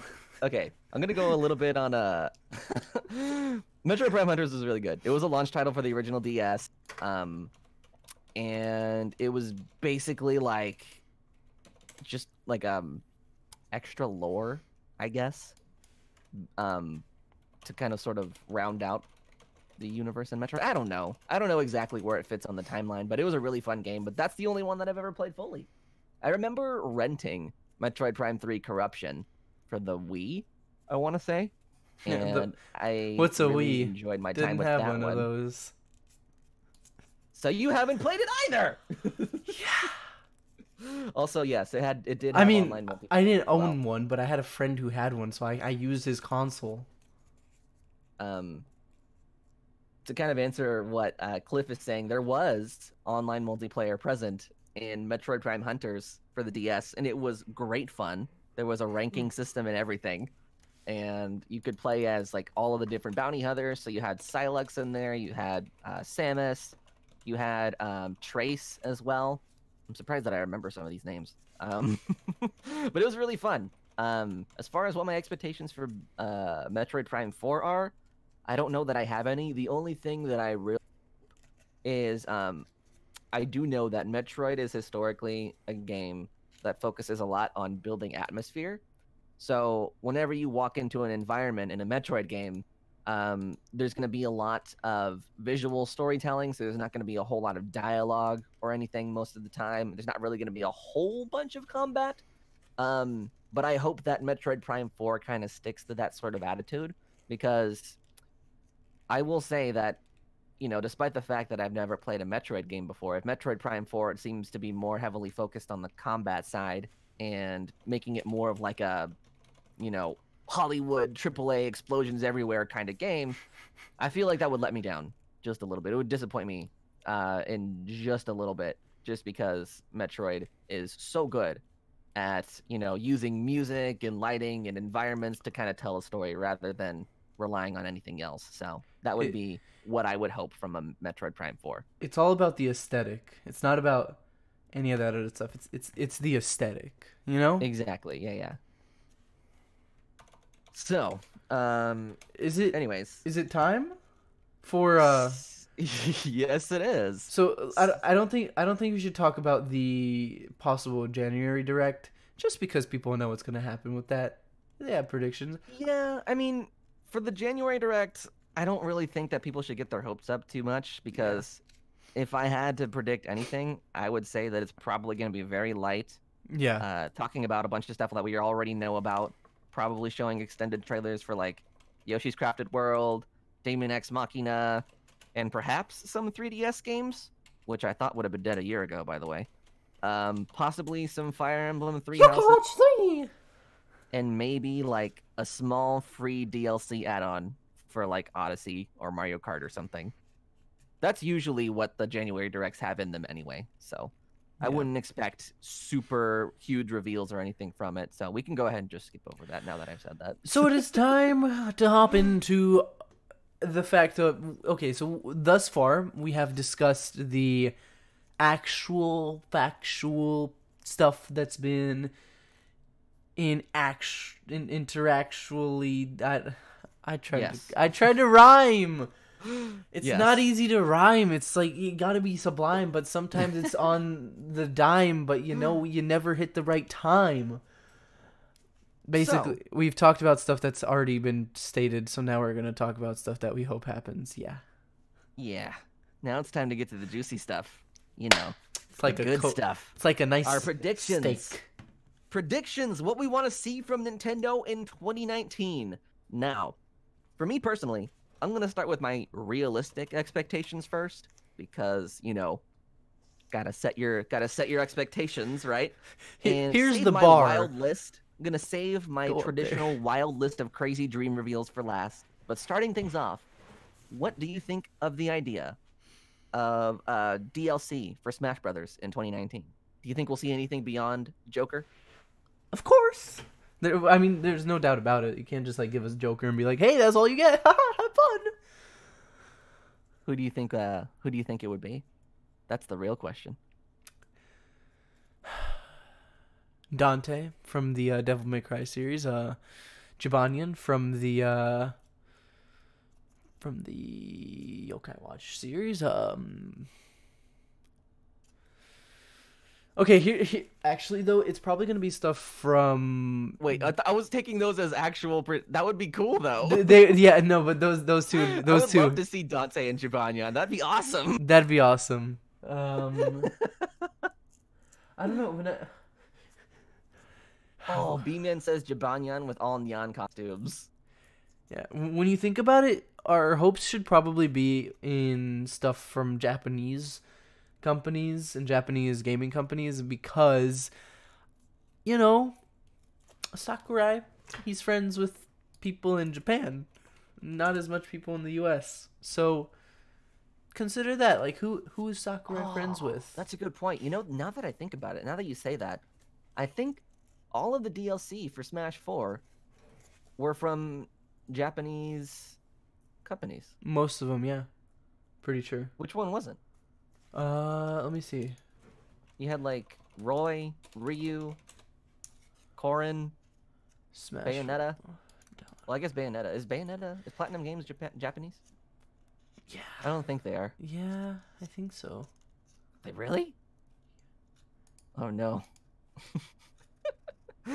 Yeah, they're basically all from Japanese companies. So, don't get your hopes up for anything from a non-Japanese company, I don't know,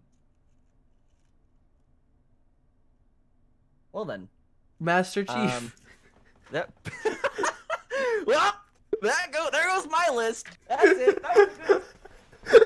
I'm going home. Have a good rest of your night, guys. I'll see you later. I emphasize that so perfectly.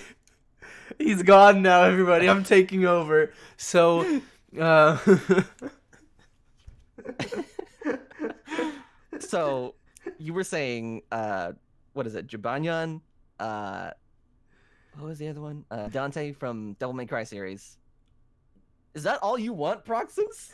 Is that all you want in Smash Brothers? Okay, let me be honest. I'd also like to see the guy from that Inazuma 11 series. I'd also like to see let me think. You know how Japan has a bunch of mascots? Let's just get all of those in Smash.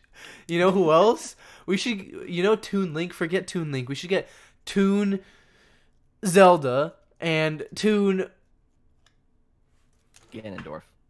Yeah, that'd be okay. What's That would actually be kind of cool. Because he's so wildly different than Ocarina of Time. guy who sells stuff in Zelda? What's his name? Beetle. Beetle Beetle. Imagine how he would fight. He just like crouches. He's like,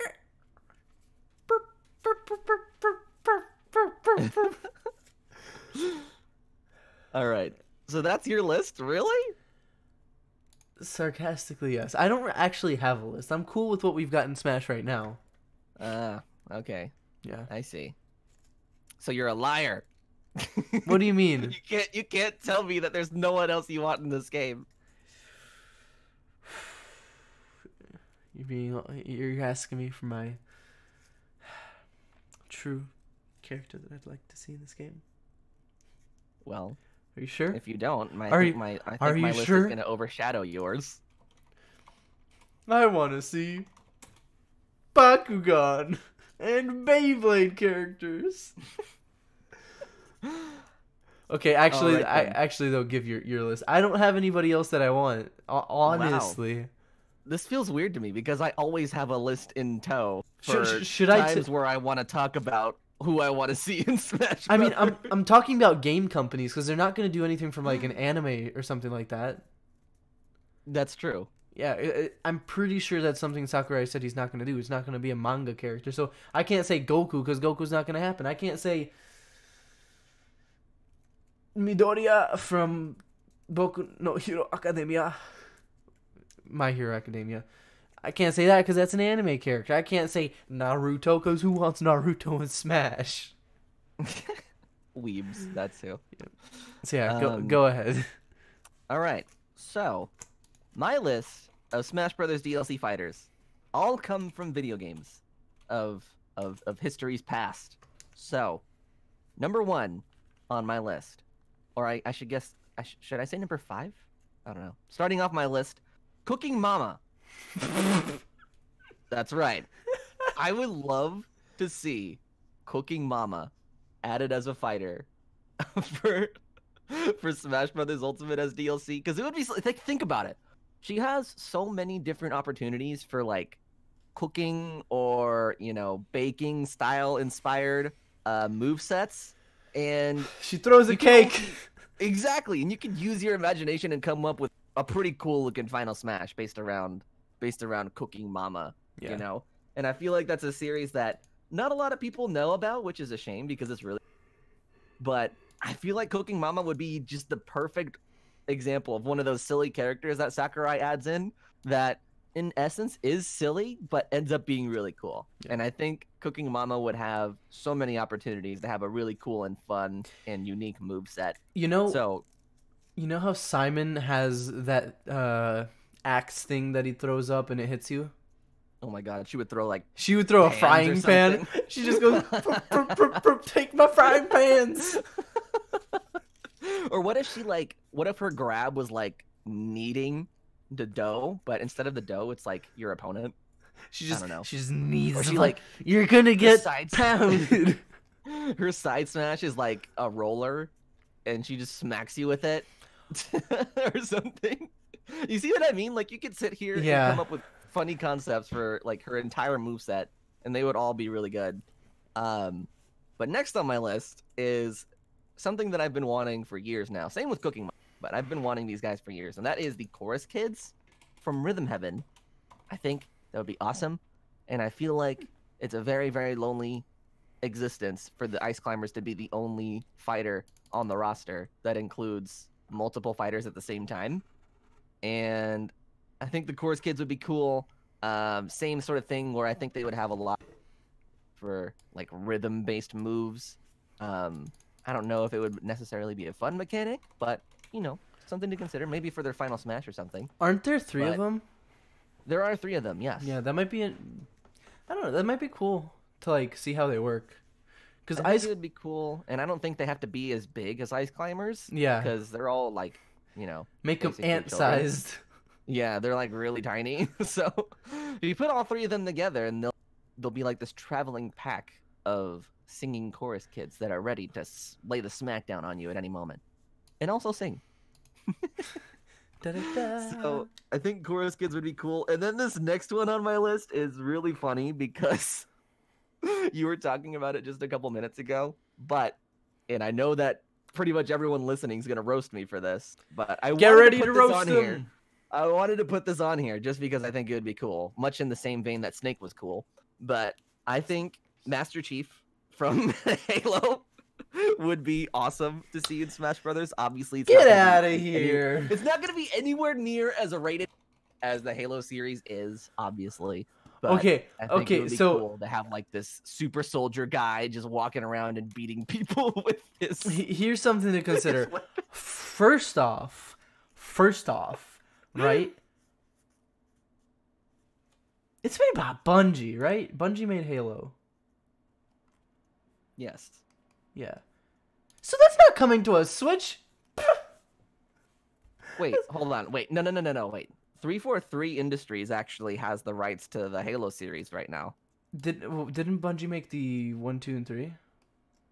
Bungie made 1, 2, 3. I think they made Halo Reach as well as what's that other one? Halo ODST. But Yes, yeah, 343 has the thing right now, but parent organization's Microsoft, so they're never gonna let it happen on a Switch. Well, here's the thing. What was it? Phil Spencer said on Twitter.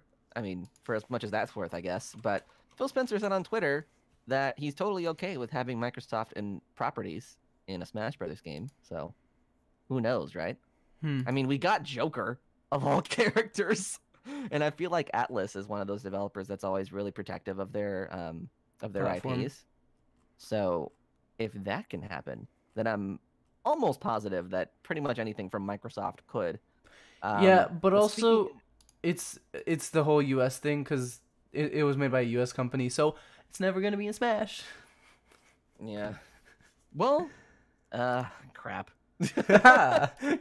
It's hard for me to think of any American developed characters that are in Smash Brothers. Yeah. Crap, that's a good point. Anyway, Yeah.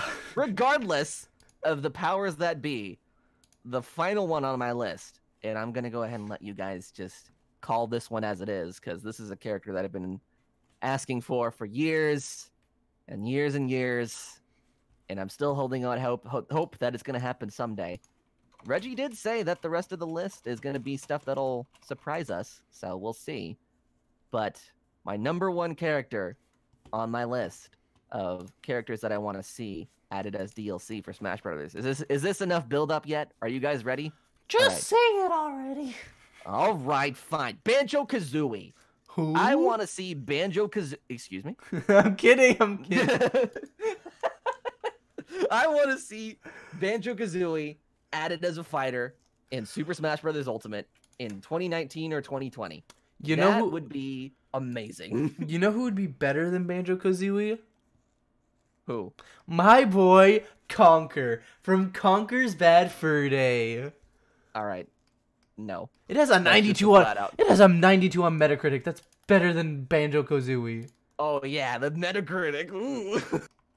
Metacritic? When are the Metacritic awards happening? Proxence? When are the... That's right.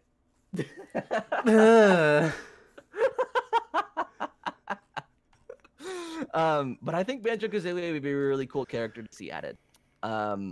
It would, like, the thing about Banjo-Kazooie that makes it such an interesting addition or possibility for me is that in the original Banjo-Kazooie games, Banjo and Kazooie, over the course of your playthrough through the game, they learn new abilities and new moves as you move along. So, realistically, I don't really think there has to be that much work that would go into interpreting that into a Smash Brothers moveset. Not to mention, you could, build a final Smash around some of their partner mechanics in Banjo-Tooie. Because in Banjo-Tooie, they were able to separate from each other. And if I was to use my imagination for just a couple seconds, I would probably say that a Final Smash would probably look something like, Kazooie hops out of the backpack, and then Banjo throws you in the bag, and then they both just clobber on his backpack for a couple seconds, and then you just fly off the screen. That would be my first concept for a Banjo-Kazooie Final Smash. And I think it would be really cool to see them added as a character. I don't know how likely that it is, but, a man can dream. But I filed this under my realistic expectation because Reggie did say that the rest of the list was picked by Nintendo and that the rest of them are going to surprise us, much like Joker did. So if Joker is any sort of example for what we should expect from the rest of the reveals for the DLC fighters, I think Banjo-Kazooie is still likely. Yeah. I think that's still a possibility. So, do you want to pick something from your list now, Proplets? Now that I've gone on my rant. Dude, I already told you my list. I Well, don't need your to... list from predictions, that is. Predictions? Or are we just going based off of mine? So here's the thing, right? My predictions, most of them are gonna fall in dream reveals, but there is one that I'm gonna drop in the predictions because it's reasonable, it's good. My prediction is Yokai Watch 4 localized. I think that is entirely realistic. I can see why you filed that there. Yeah, because, okay, look, it's getting released in Japan soon, and I think they're already considering localization a bit more quickly than they did with the other games, so I have a feeling that it's going to come out sooner rather than later. So as long as it doesn't get super delayed in the Japanese release, then it'll come out for the US. I think that's possible, especially with the growing market for Yokai Watch games in the West. I think that is definitely something that we should keep on our radar. So, continuing on my realistic expectations, I think we are going to be seeing. Why did you emphasize realistic there? What are you trying to get at? You said that was your last one for. You said the rest of them were dream. Anyways, continuing on that thought, I think that we are definitely going to be seeing Mario Kart Tour revealed at some point this year. So what exactly is Mario Kart Tour? So Mario Kart Tour was talked about during one of Nintendo's financial meetings sometime early 2018. I can't remember what month, but it was talked about. The title was revealed. There was no details that were explained further than that. And that leaves a lot of us guessing, what should we expect from a Mario Kart on mobile? And what sort of things would it borrow from the original series, like on the consoles? Mm-hmm. And supposedly from that meeting, we're supposed to be seeing it in the next fiscal year, which ends in March, by the way. So if I had to take a guess, I don't think that we're actually going to be seeing it before March. I think it's going to get delayed, much like Super Mario Run did. Probably around September is probably when we're going to see that, if I had to take a guess. But Mario Kart Tour is another game where I made a whole entire video conceptualizing what we could see from a Mario Kart on mobile. But to sort of, explain it in a nutshell and long story short, I think if Mario Kart was to ever take a mobile approach, I think a Temple Run style template would be a good route to take because I disagree. Here's the thing. It's not ideal for me either, but that's the only thing that comes to mind because a Mario Kart on mobile, Mario Kart is a game that is fast-paced, uses items, and I don't think it would benefit very much from, other mobile formulas like, use this energy and you can only play once every couple of hours because, you have to buy more orbs to contribute to your meter. You know what I mean? There are so many of those style games on mobile. Yeah. And I don't know if that would mesh well with a Mario Kart game. And you can basically just take any sort of mobile game, apply that structure to Mario Kart, and I don't think it would make sense. The only thing that I can think of would be like a Temple Run style game where you swipe to take turns, you can use items. I don't know if it would work necessarily in multiplayer. There's there's no way that I would know how that would play out. But If I had to guess, that's the form that I could see Mario Kart for mobile taking. But, you know, unless you have some sort of other idea that I haven't thought of, I think that's a good way to set my expectations for it. I really don't have much ideas about what Mario Kart Tour is going to be like, so your reasoning stands, but I don't know. I don't know how I feel about that. However... I mean, I don't either. I think it would be cool, maybe, to have, like, events similar to how Super Mario Run does, where you can, you know, exclusive kart customizations or something for maybe, like, a limited time. Maybe we could do, like, Pokemon Go, but this time it actually works when you're in your car. Are you encouraging people to use their smart devices while they're driving? No. Disclaimer. I'll pause for a second. Disclaimer. Please do not text while driving. This is an actual endangerment to yourself and anyone in your car and other cars around you. Please turn off your phone and put it to the side while you're driving. That text message can wait 10, 15, maybe even 40 minutes. So leave your phone to the side, get to where you need to go, and then you can use your phone while you're not in your vehicle. For real. But I don't know. A lot of us are just kind of in the dark about Mario Kart Tour at the moment. Hold on. I don't think anyone you play has... Smash while driving? No! This is a false narrative that was created during a live stream. Like, Unbelievable. B-man causing trouble. Unbelievable. But I don't think anybody really has a clear idea of what we should expect from a Mario Kart game on mobile. And I'm at the very least, I can say that I'm excited to see what it ends up being. You know what I mean? Yeah, it'll be fun no matter what, unless Nintendo's... I don't know. It'll be fun. It'll be fun. I mean, to be honest, I felt the same way about a Mario game being on mobile, but Super Mario Run ended up making a lot of sense. It's not for me. I'm definitely not the target demographic for Super Mario Run, but I think it's a better interpretation of a 2D Mario game on mobile than I was anticipating it would be. So I'm sure Nintendo knows what they're doing when it comes to mobile development.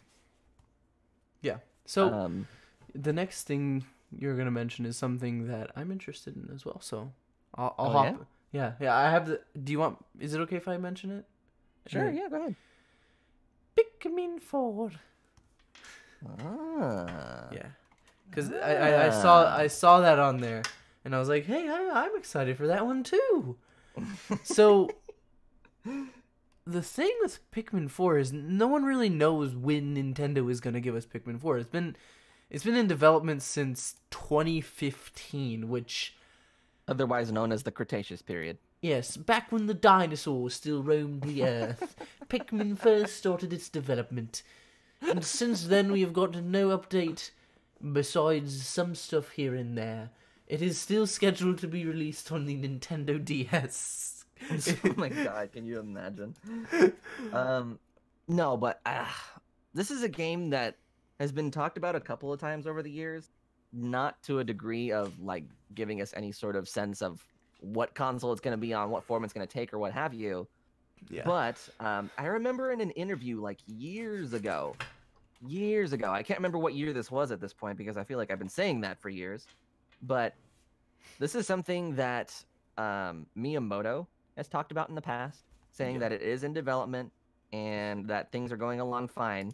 Mm-hmm. But here we are, like in the year 2019. This is year 2 for the Nintendo Switch, and we've still heard nothing about Pikmin 4. This Pikmin 4 was first mentioned when the Wii U was still on the market. What's that? Might I remind you? But it's so weird. Like, Pikmin 4 is such a mystery because I don't know if it's taking a long time, maybe because the studio that's working on it is working on other things, or maybe they're just running into some sort of hiccups along the way of the development process. I don't know what to take from that. And it's only just further mystifying the entity that is Pikmin 4. I would love to just see that revealed or shown off in any sort of capacity so I can stop wondering. Here's what I think. Pikmin 4, I think, has been being developed by... What was it? It was Nintendo Entertainment Analysis and Development, Nintendo EAD, but then that got shut down and became Nintendo Entertainment Planning and Development. So I think the moment it got changed, it became a little like for Nintendo, because it was there and they had it, but the game's development got started when that division got ended. So I think because of that, it was sort of difficult for them to transition from one to another. So maybe, like, the game is there. They have the code for it. I'm guessing it's at least 75% done. But I don't think they've had the chance to really take it and turn it into a Switch game. Or maybe they've just started it recently. But I think it'll come out eventually. I don't know if it'll be 2019, but I think it'll be the heavy hitter for 2020 if they start working on it fully. I hope so, because my goodness, I would love to see a proper next-gen Pikmin game at this point. Yeah. I mean, like, it's sort of grasping at straws here, but the only thing I would really want to see included in a new Pikmin game was just the inclusion of co-op again. You know, I think they did it well in Pikmin 3 and even Pikmin 2. And I think that would be a cool mechanic to introduce onto the Switch, especially since, number one, you can take it anywhere. Number two, that would introduce some interesting opportunities for online co-op as well. And number three, just the fact that you can, use single Joy-Cons now with the Switch. I think that would benefit greatly from split-screen co-op or even online co-op. But that would be the only thing that I would want to see.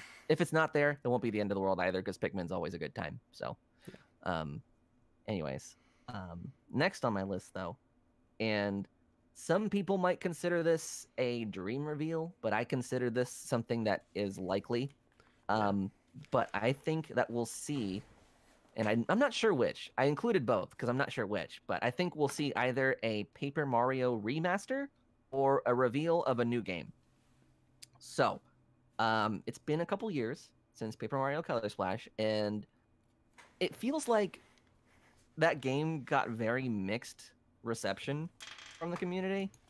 And in my opinion, Color Splash was a good game.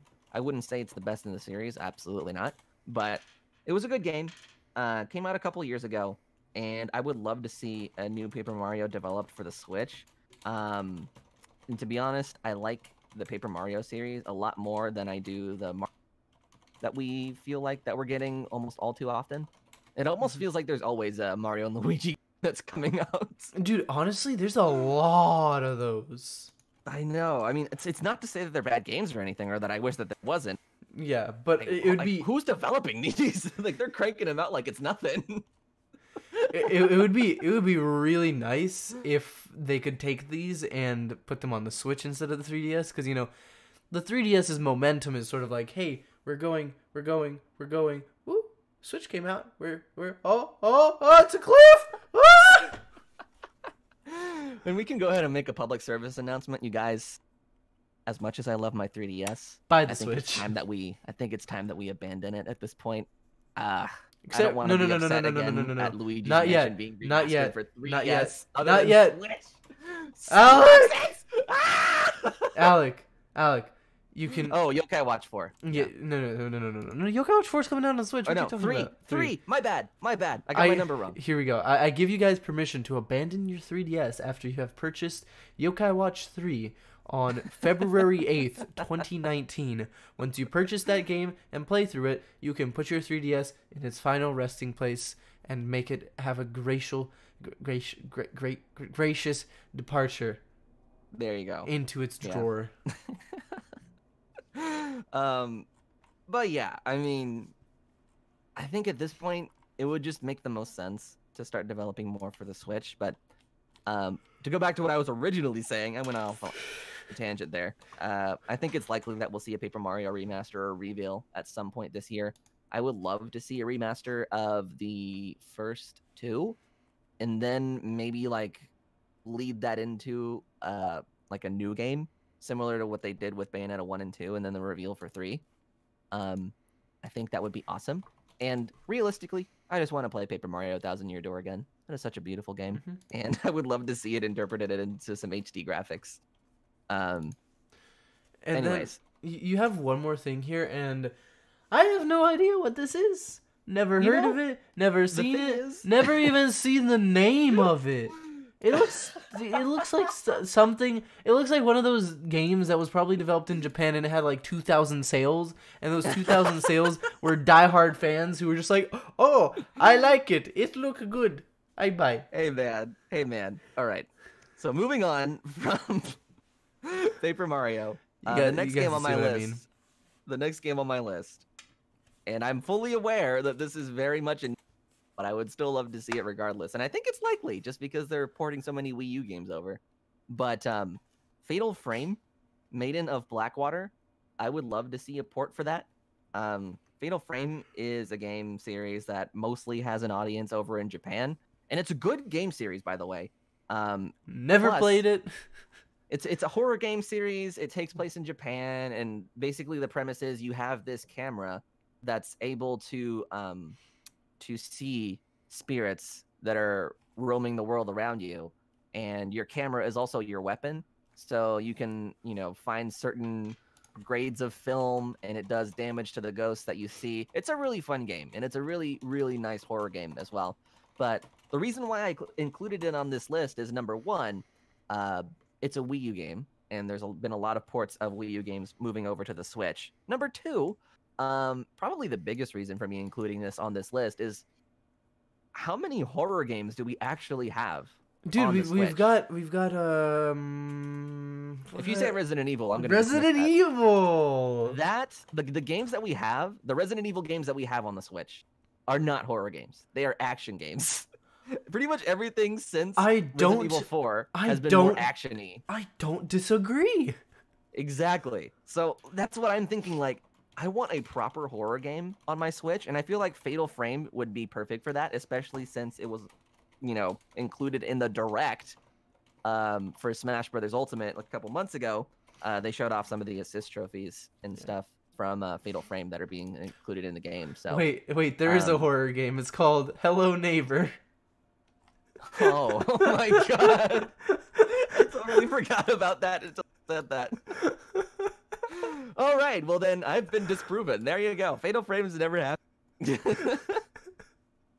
But it's a good game series. If you like horror, I think you would really enjoy Fatal Frame, especially Maiden of Blackwater, because it does a lot of that sort of visual storytelling, and its aesthetic is just eerie, which I like. I know it's a very unpopular opinion, but I really like me some horror. I really like me some spooks and some scares. Well. It is time. Okay. Oh, it's time. It's time. So I think with this section, it's gonna be a little bit more rapid fire than the last one because we got a bunch of stuff. Maybe. So so for those listening, less exposition. We are now transitioning into our dream reveals for Nintendo in 2019. And I'm not gonna brag or anything, but I'm just gonna say that my list is kind of spicy. So if you want to rapid fire through yours, you can definitely do that. But I have some things to say about the stuff that I have on my list. If you want to start, you can go ahead. So here's the issue, right? Your first thing on your list is the first thing on my list. So I'm sorry. All right, fine. Well, we'll just do that one jointly, and then you can rapid fire. Okay. Here we go. So the first thing we'd like to talk about is the next Nintendo console that could be released. And as you guys know, they released the NES Classic, they released the SNES Classic, but you know what came after the SNES? The big boy. The big good one. The best one. Nintendo. Visual Boy. Nintendo Virtual Boy, let's go! Virtual Boy, that's what it was called. But really, there was the Nintendo 64, and Alec and I are both hoping that in the future we get some form of information about the Nintendo 64 Classic, since, they've had a bunch of news lately where they were patenting stuff regarding the Nintendo 64, so it would be really, really, really, really, really cool if we could get a classic version of that with a bunch of awesome games like Donkey Kong, Mario Kart, Super Smash Bros., Conker's Bad Fur Day, There's so much. What else do you think, Alec? So, I think being that Nintendo seems to be very against the idea of a virtual console, I think it's very likely that we'll see some sort of form of a Nintendo 64 Classic, because not only would that sell gangbusters, right? And I feel like I've been saying that word a lot today, but not only would that sell gangbusters, but It would also be. I don't think that is that good of a word. It would also be a good alternative for the Virtual Console. It's definitely not going to be something that will replace it. Please, Nintendo, bring the Virtual Console over to Nintendo Switch. I beg you. But if we were to see a Nintendo 64 Classic, there are a plethora of games to choose from for this thing. Starting off with, of course, the wonderful and amazing classic Super Mario 64. I think that would be cool to see. How could I forget? Did you not? So, okay, let's do this, actually. I'm going to paint another picture in your mind for all the games that could be included on the Nintendo 64. Where's the shirt? While you get your bandana prepared, I want you all to remember that you could, with the Super Nintendo and the Nintendo the most amount of controllers you can connect to those things was There we go, 2. bandana on. So you could only connect 2 controllers to the SNES Mini for whatever reason. So you really couldn't play 4-player Mario Kart, even though that game was a 4-player game originally. And I thought that was a strange limitation, but if we were to see some sort of form of the Nintendo 64 Mini, I would love to see them add the compatibility or the ability to for more controllers, like to plug in 4 controllers into the thing. Because a couple of the titles on this list that I'm about to describe to you are 4-player games, and I would love to see that included in a Nintendo 64 It would be Mini. nice if they could give you like an adapter for it, where one of your ports is still 1, but with the other one you plug it in and it becomes 3 for 1. Yeah, or like something like that. Yeah, just allow me to be able to play these games in 4-player. Anyways, or just put 2 extra ports on the back. So, I want you all to close your eyes again, and I'm going to describe to you 10 great games that we could see. I'm just going to pick 10. I know they usually pick more, but 10 really good games that they can include on a Nintendo 64 Classic. Are you ready? I'm actively not looking. All right. So number 1, obviously, Super Mario 64. Yep. Number 2, Legend of Zelda, Ocarina of Time. Obviously, it's another given. Number 3, GoldenEye 007, which did have multiplayer, which was 4-player as well. Number 4, Mario Kart 64. Number 5, Banjo-Kazooie. Number 6, Star Fox 64. Number 7, Donkey Kong 64. Number 8, Pokemon Snap. Number 9, Conker's Bad Fur Day. Yeah, And number 10, Paper Mario. Okay, so you just forgot. Imagine, like, there's so much more than that, but I think forgot, that's like a good 10. You forgot the actual best Legend of Zelda game on the Nintendo 64. Majora's Mask. Oh, Majora's Mask. Yeah, because another one. That was better than Ocarina of Time, bud. You know, it would be cool to see also Yoshi's Story, Pokemon Stadium, Pokemon Snap, Jet Force Gemini. I remember being a good game for a lot of people. Even any of the Mario Party games from the 64 would be awesome to see. Mario, well, I don't know if that's actually a thing. Mario Tennis.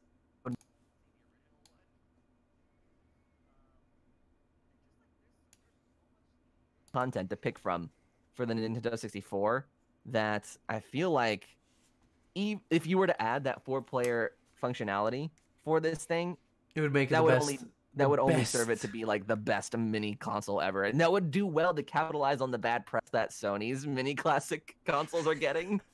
So that would just be the ultimate slap in the face, because Nintendo's already doing classic as well, and I feel like a Nintendo 64 mini would just really exemplify that. Yeah, honestly, anyway. Sony's bad press with that is going to make it so much easier for Nintendo to just hop in here and be like, hey, you know, here you go, this take is it. how you actually do it. All right.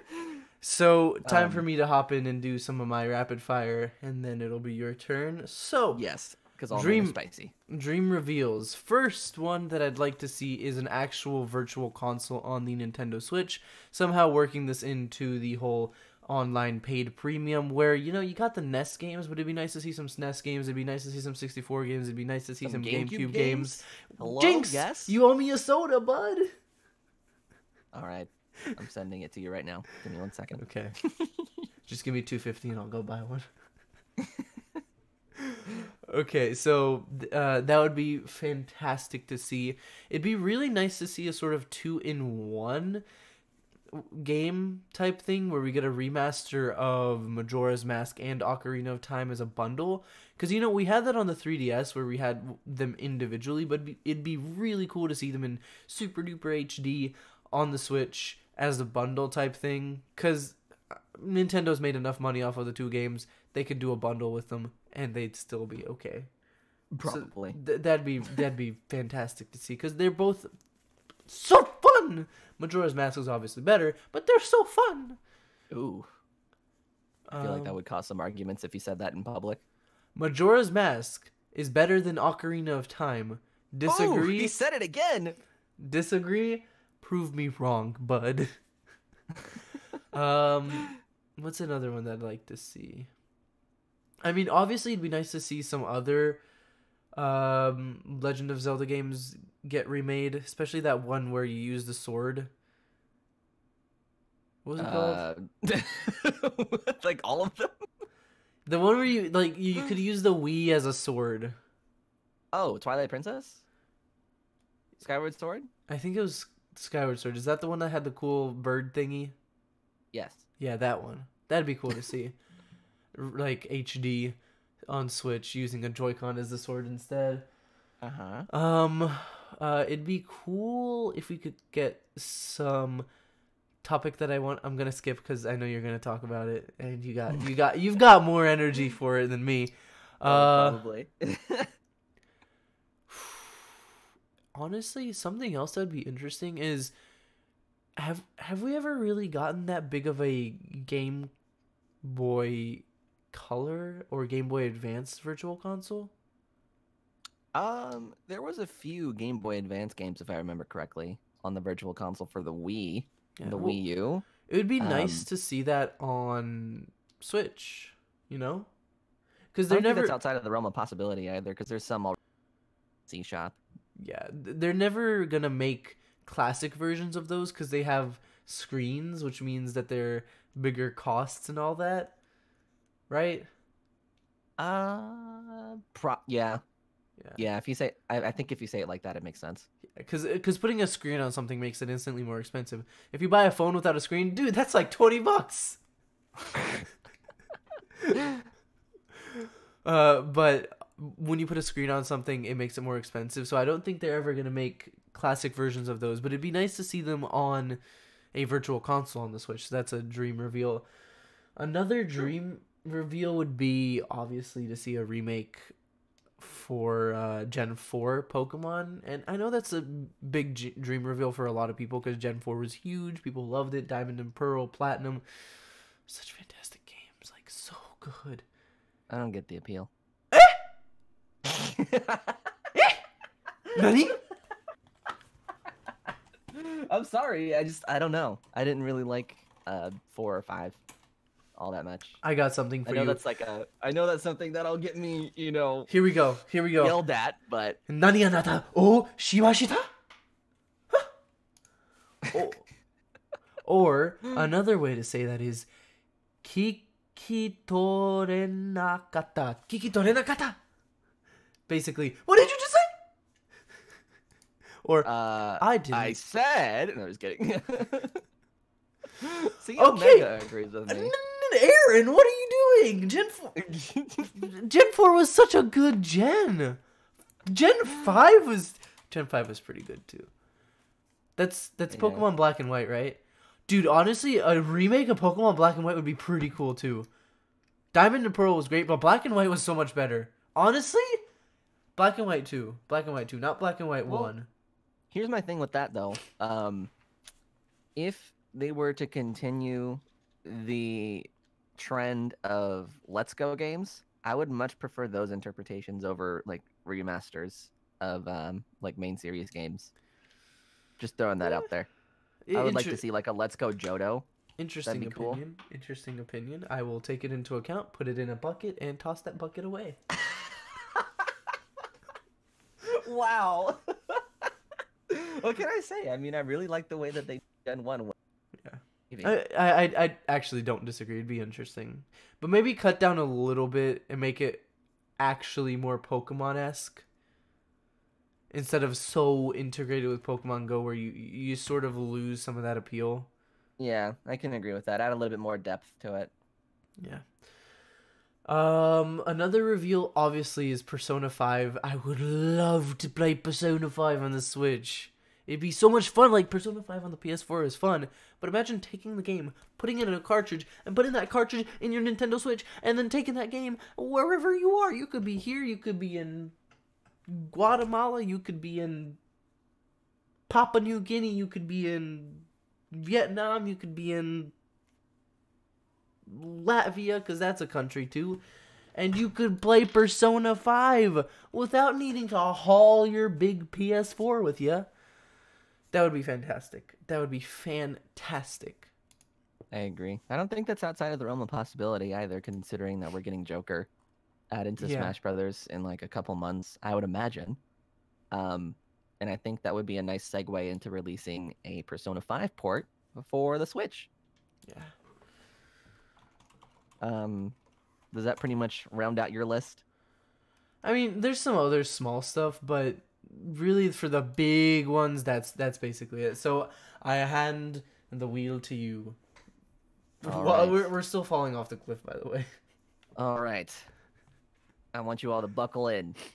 Got some spicy things headed your way. Buckle. So, we're gonna skip the Nintendo 64 thing because we both had that list.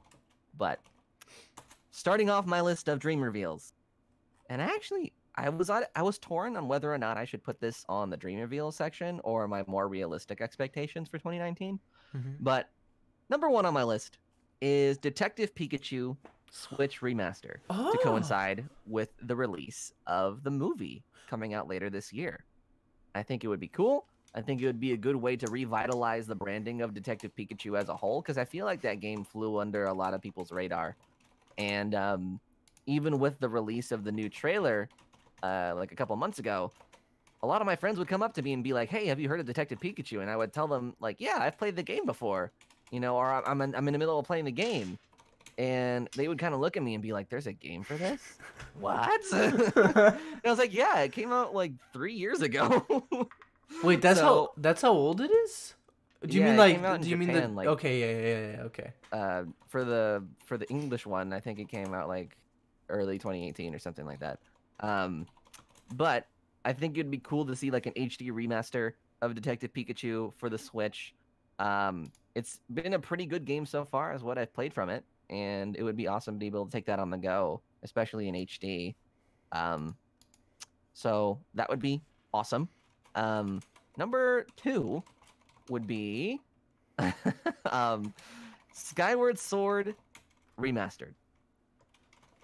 So, I'm going to let that simmer for a second. So, Nintendo has this history of pretty much every console generation remastering or HD-ifying one of the games from Zelda's past, and the Wii U actually had 2, but the next logical step in remastering one of 3D Zelda's games would be Skyward Sword HD for the Switch. I'm not exactly sure how that would control, though. That would be my only concern. Your Joy-Cons, dude! Well, here's the thing. Would it only function with the Joy-Cons? What if I wanted to play it in handheld mode? You know? I wonder if they would have to like rework the engine to be compatible with traditional controls, or if it would just only be something that would function through. Because I know some of the mechanics in Skyward Sword rely on you hitting things at certain angles, so that would be my only concern with a Skyward Sword remastered. But nonetheless, I think it would be really, really cool to see, especially HDifying all those beautiful Studio Ghibli-esque tapestries that you see in the backgrounds of all those environments and stuff. It would be really awesome to see in like a proper HD resolution. But Skyward Sword Remastered, yes, please. So this next one on my list, every time I mention it, it's a toss-up on whether or not people agree with that. But as someone who plays their Switch on a 4K monitor, I think it would be... You have a 4K monitor? Yes, I play my Switch on a 4K monitor. Okay, guys, this man has AirPods too, so he's just flexing on us. He is just flexing on us. To be fair, I use it as my media monitor, so if I want to play anything in high resolution. But moving along, I think it would be interesting to see a Nintendo Switch Pro introduced into the product lineup. All the other consoles do it at this point. It was something that I resisted at first, just because I didn't like the idea of companies, you know, remodeling the same console just with a few buffs in here and there. But as someone who plays on a 4K monitor, number two, that would just further boost the Switch's performance overall. I feel like I would definitely find value in being able to take my Switch portably on the go and being able to play on that screen in proper 1080p. Not to say that the Switch's screen right now is any sort of is like it's not bad, but I would still love to be able to play my games portably on the go in 1080p 60 frames per second. I don't know if that would make the console bigger or more bulky, but I think it would be something cool to be able to add as an option, you know, for people that want a little bit more from the performance of their console. Anyways, yeah, I get what you're going for there. It'd be nice. It's one of those things, like, if it doesn't happen, that's fine. If it does happen, I would probably get it. Yeah, just because it's valuable to me. If it does happen, I'm hoping it's something that they do sort of like the PS4 Pro, because that was something where they made it there as an option, and some games could really use its potential, but they didn't make it a necessity. Yeah, that's another good point. So what I hope doesn't happen, and Nintendo did this with the 3DS, what I hope doesn't happen is that due to the increased performance, certain games are developed only for the Switch that Pro. was so terrible a decision. Exactly. And as a result, more and more developers would develop towards the hardware that's obviously newer and more powerful. So Luigi's Mansion, like the remaster, is a good example on 3DS. If you're playing that game on a new Nintendo 3DS, the game runs relatively fine. If you're playing it on an original 3DS, it's a nightmare. It is a performance nightmare. I think the same thing happened with Hyrule as well for 3DS. Yep. God, but I totally agree. Thank you for reminding me of that, because I wanted to get that out there as well. But Nintendo Switch Pro, please make it an option, not a necessity. Standard. Yeah, so I think that would be the best of both worlds, and it would be able to please both crowds of people who don't want it versus people that do. I think that would be a good way to just meet in the middle. So Nintendo Switch Pro, I would like to see it, but please don't make it a standard. All right. So next on my list, I included this the last time we were at a discussion, I think. But Mario Odyssey DLC, right? If I'm being realistic with myself, it's probably too late at this point. Yeah. But if I was to, set up my dream E3, one of the big things that they would talk about during that direct would be like, Mario Odyssey DLC. Look, you can go to the galaxies that you were in Mario Galaxy 1 and 2. Oh, what's this? You're in, Paper Mario Land now. And oh my God, what's that? You're in a Smash Brothers Ultimate Kingdom. Like, just the amount of possibilities that idea would present is just through the roof. I'm so confused as to why Nintendo didn't capitalize on that, because I feel like that would have been amazing to see. Yeah, they would have gotten a lot of money from that. Like, you're just developing maybe like 1 or 2 kingdoms at a time, which I don't even think that they would necessarily need to fit into the game narratively. I think that would be something cool where, it opens up on the map after you buy it, and Cappy's like, oh, look at this, another kingdom. We can go explore that while we're going to save Peach or something. Wait, no, it's just Cappy like, whoa, look, we got it. Wait, no, Cappy is now Cappy's now Mickey Mouse, apparently. Okay. Oh, would you look at that, Mario? We got a new destination. It's over there. It's the Isle Delfino. Let's go and Isle Delfino. Let's go. That's another one. Isle Delfino would be amazing to see in the Mario Odyssey engine. Dude, honestly, it'd be Super Mario Sunshine remake, please. Oh, dude, imagine the crossovers too. Like, hey, what's your brother up to? I heard he just bought a mansion. Let's go explore that. No, okay. That's breaking the fourth wall. That's breaking the fourth wall. We can't do that. Maybe that's a little too lofty, but the idea of Mario Odyssey just excites me, and I know it's probably not gonna happen because it's like this year it'll be what, like 2 years or no, it'll be 2 years after Mario Odyssey has been revealed in October. It might be too late for them to do something with it. So I don't know. Like if it's possible, it'd be cool, but I don't think it is. Makes me sad. It would be so awesome. Anyway, all right. So the last thing on my list, and I think is another thing that I included in our last discussion, but I'm gonna say it anyway until it happens. Reggie, if you're listening, which I know you're not, please make it happen. Hey, Reggie. Reggie, you know what's up. Give us this game. Yeah, give us this game. All right, I'm gonna say it, Reggie, and then you're gonna stop listening, and then you're gonna go do it. All right. Okay, wait. Actually, here's what I want him to do. I'm gonna send you a message. Don't look at it yet. Okay, that sounds ominous, but all right. So, Reggie, I want you to go and make us Super Mario Galaxy 1 and 2 HD remasters. Because, number one, that game is long overdue for an HD overhaul. It does the game a great disjustice to be rendered in 480p on the Wii hardware when it could look so much better on the Switch hardware in 1080p 60 frames per second. Just imagine it. And another thing to point out about that game, unlike Skyward Sword, motion controls aren't built in to the way that game functions. Well, no, it's not actually.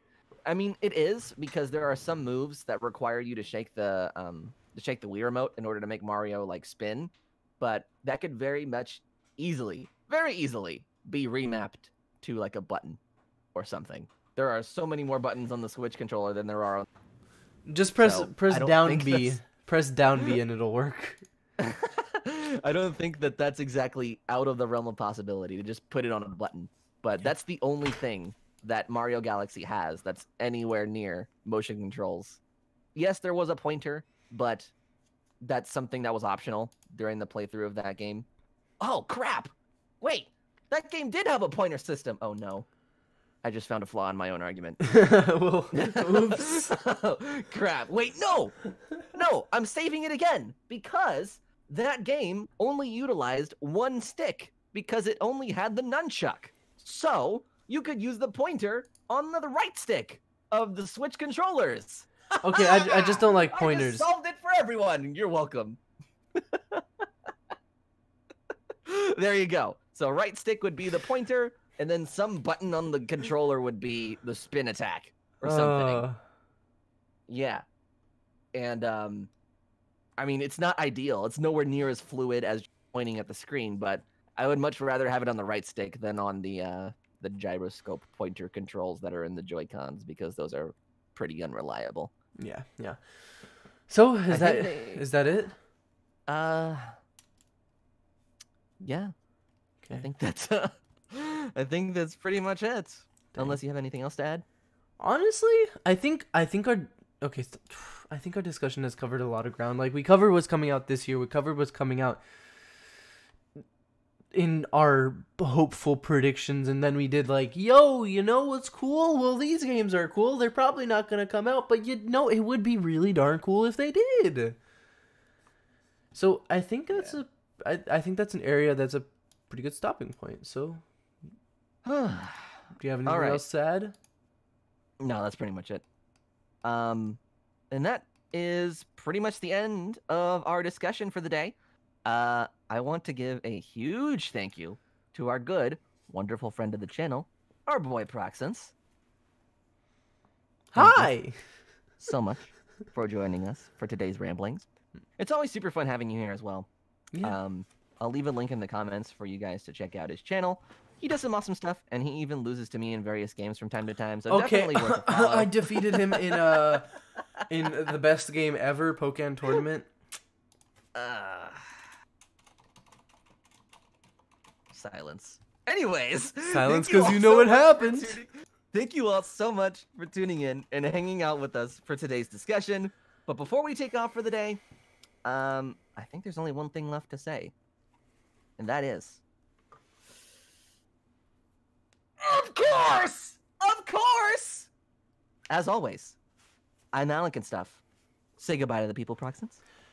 Thanks for watching. Hope you enjoyed. And as always, I will see you guys next time. And... Did you just steal my line? That's my outro line. That's okay. And at the end of every single video, I say, and well, as always, thank you all so much for watching. Hope you enjoyed, and I'll see you all next time. Bye, everybody. Wow. I've been saying that since 2014. Try me. You know, I think I have to, but I'd have to go into the deep dark realm of my YouTube history. Anyways, thank you all so much for joining us, and we will see you all again real soon.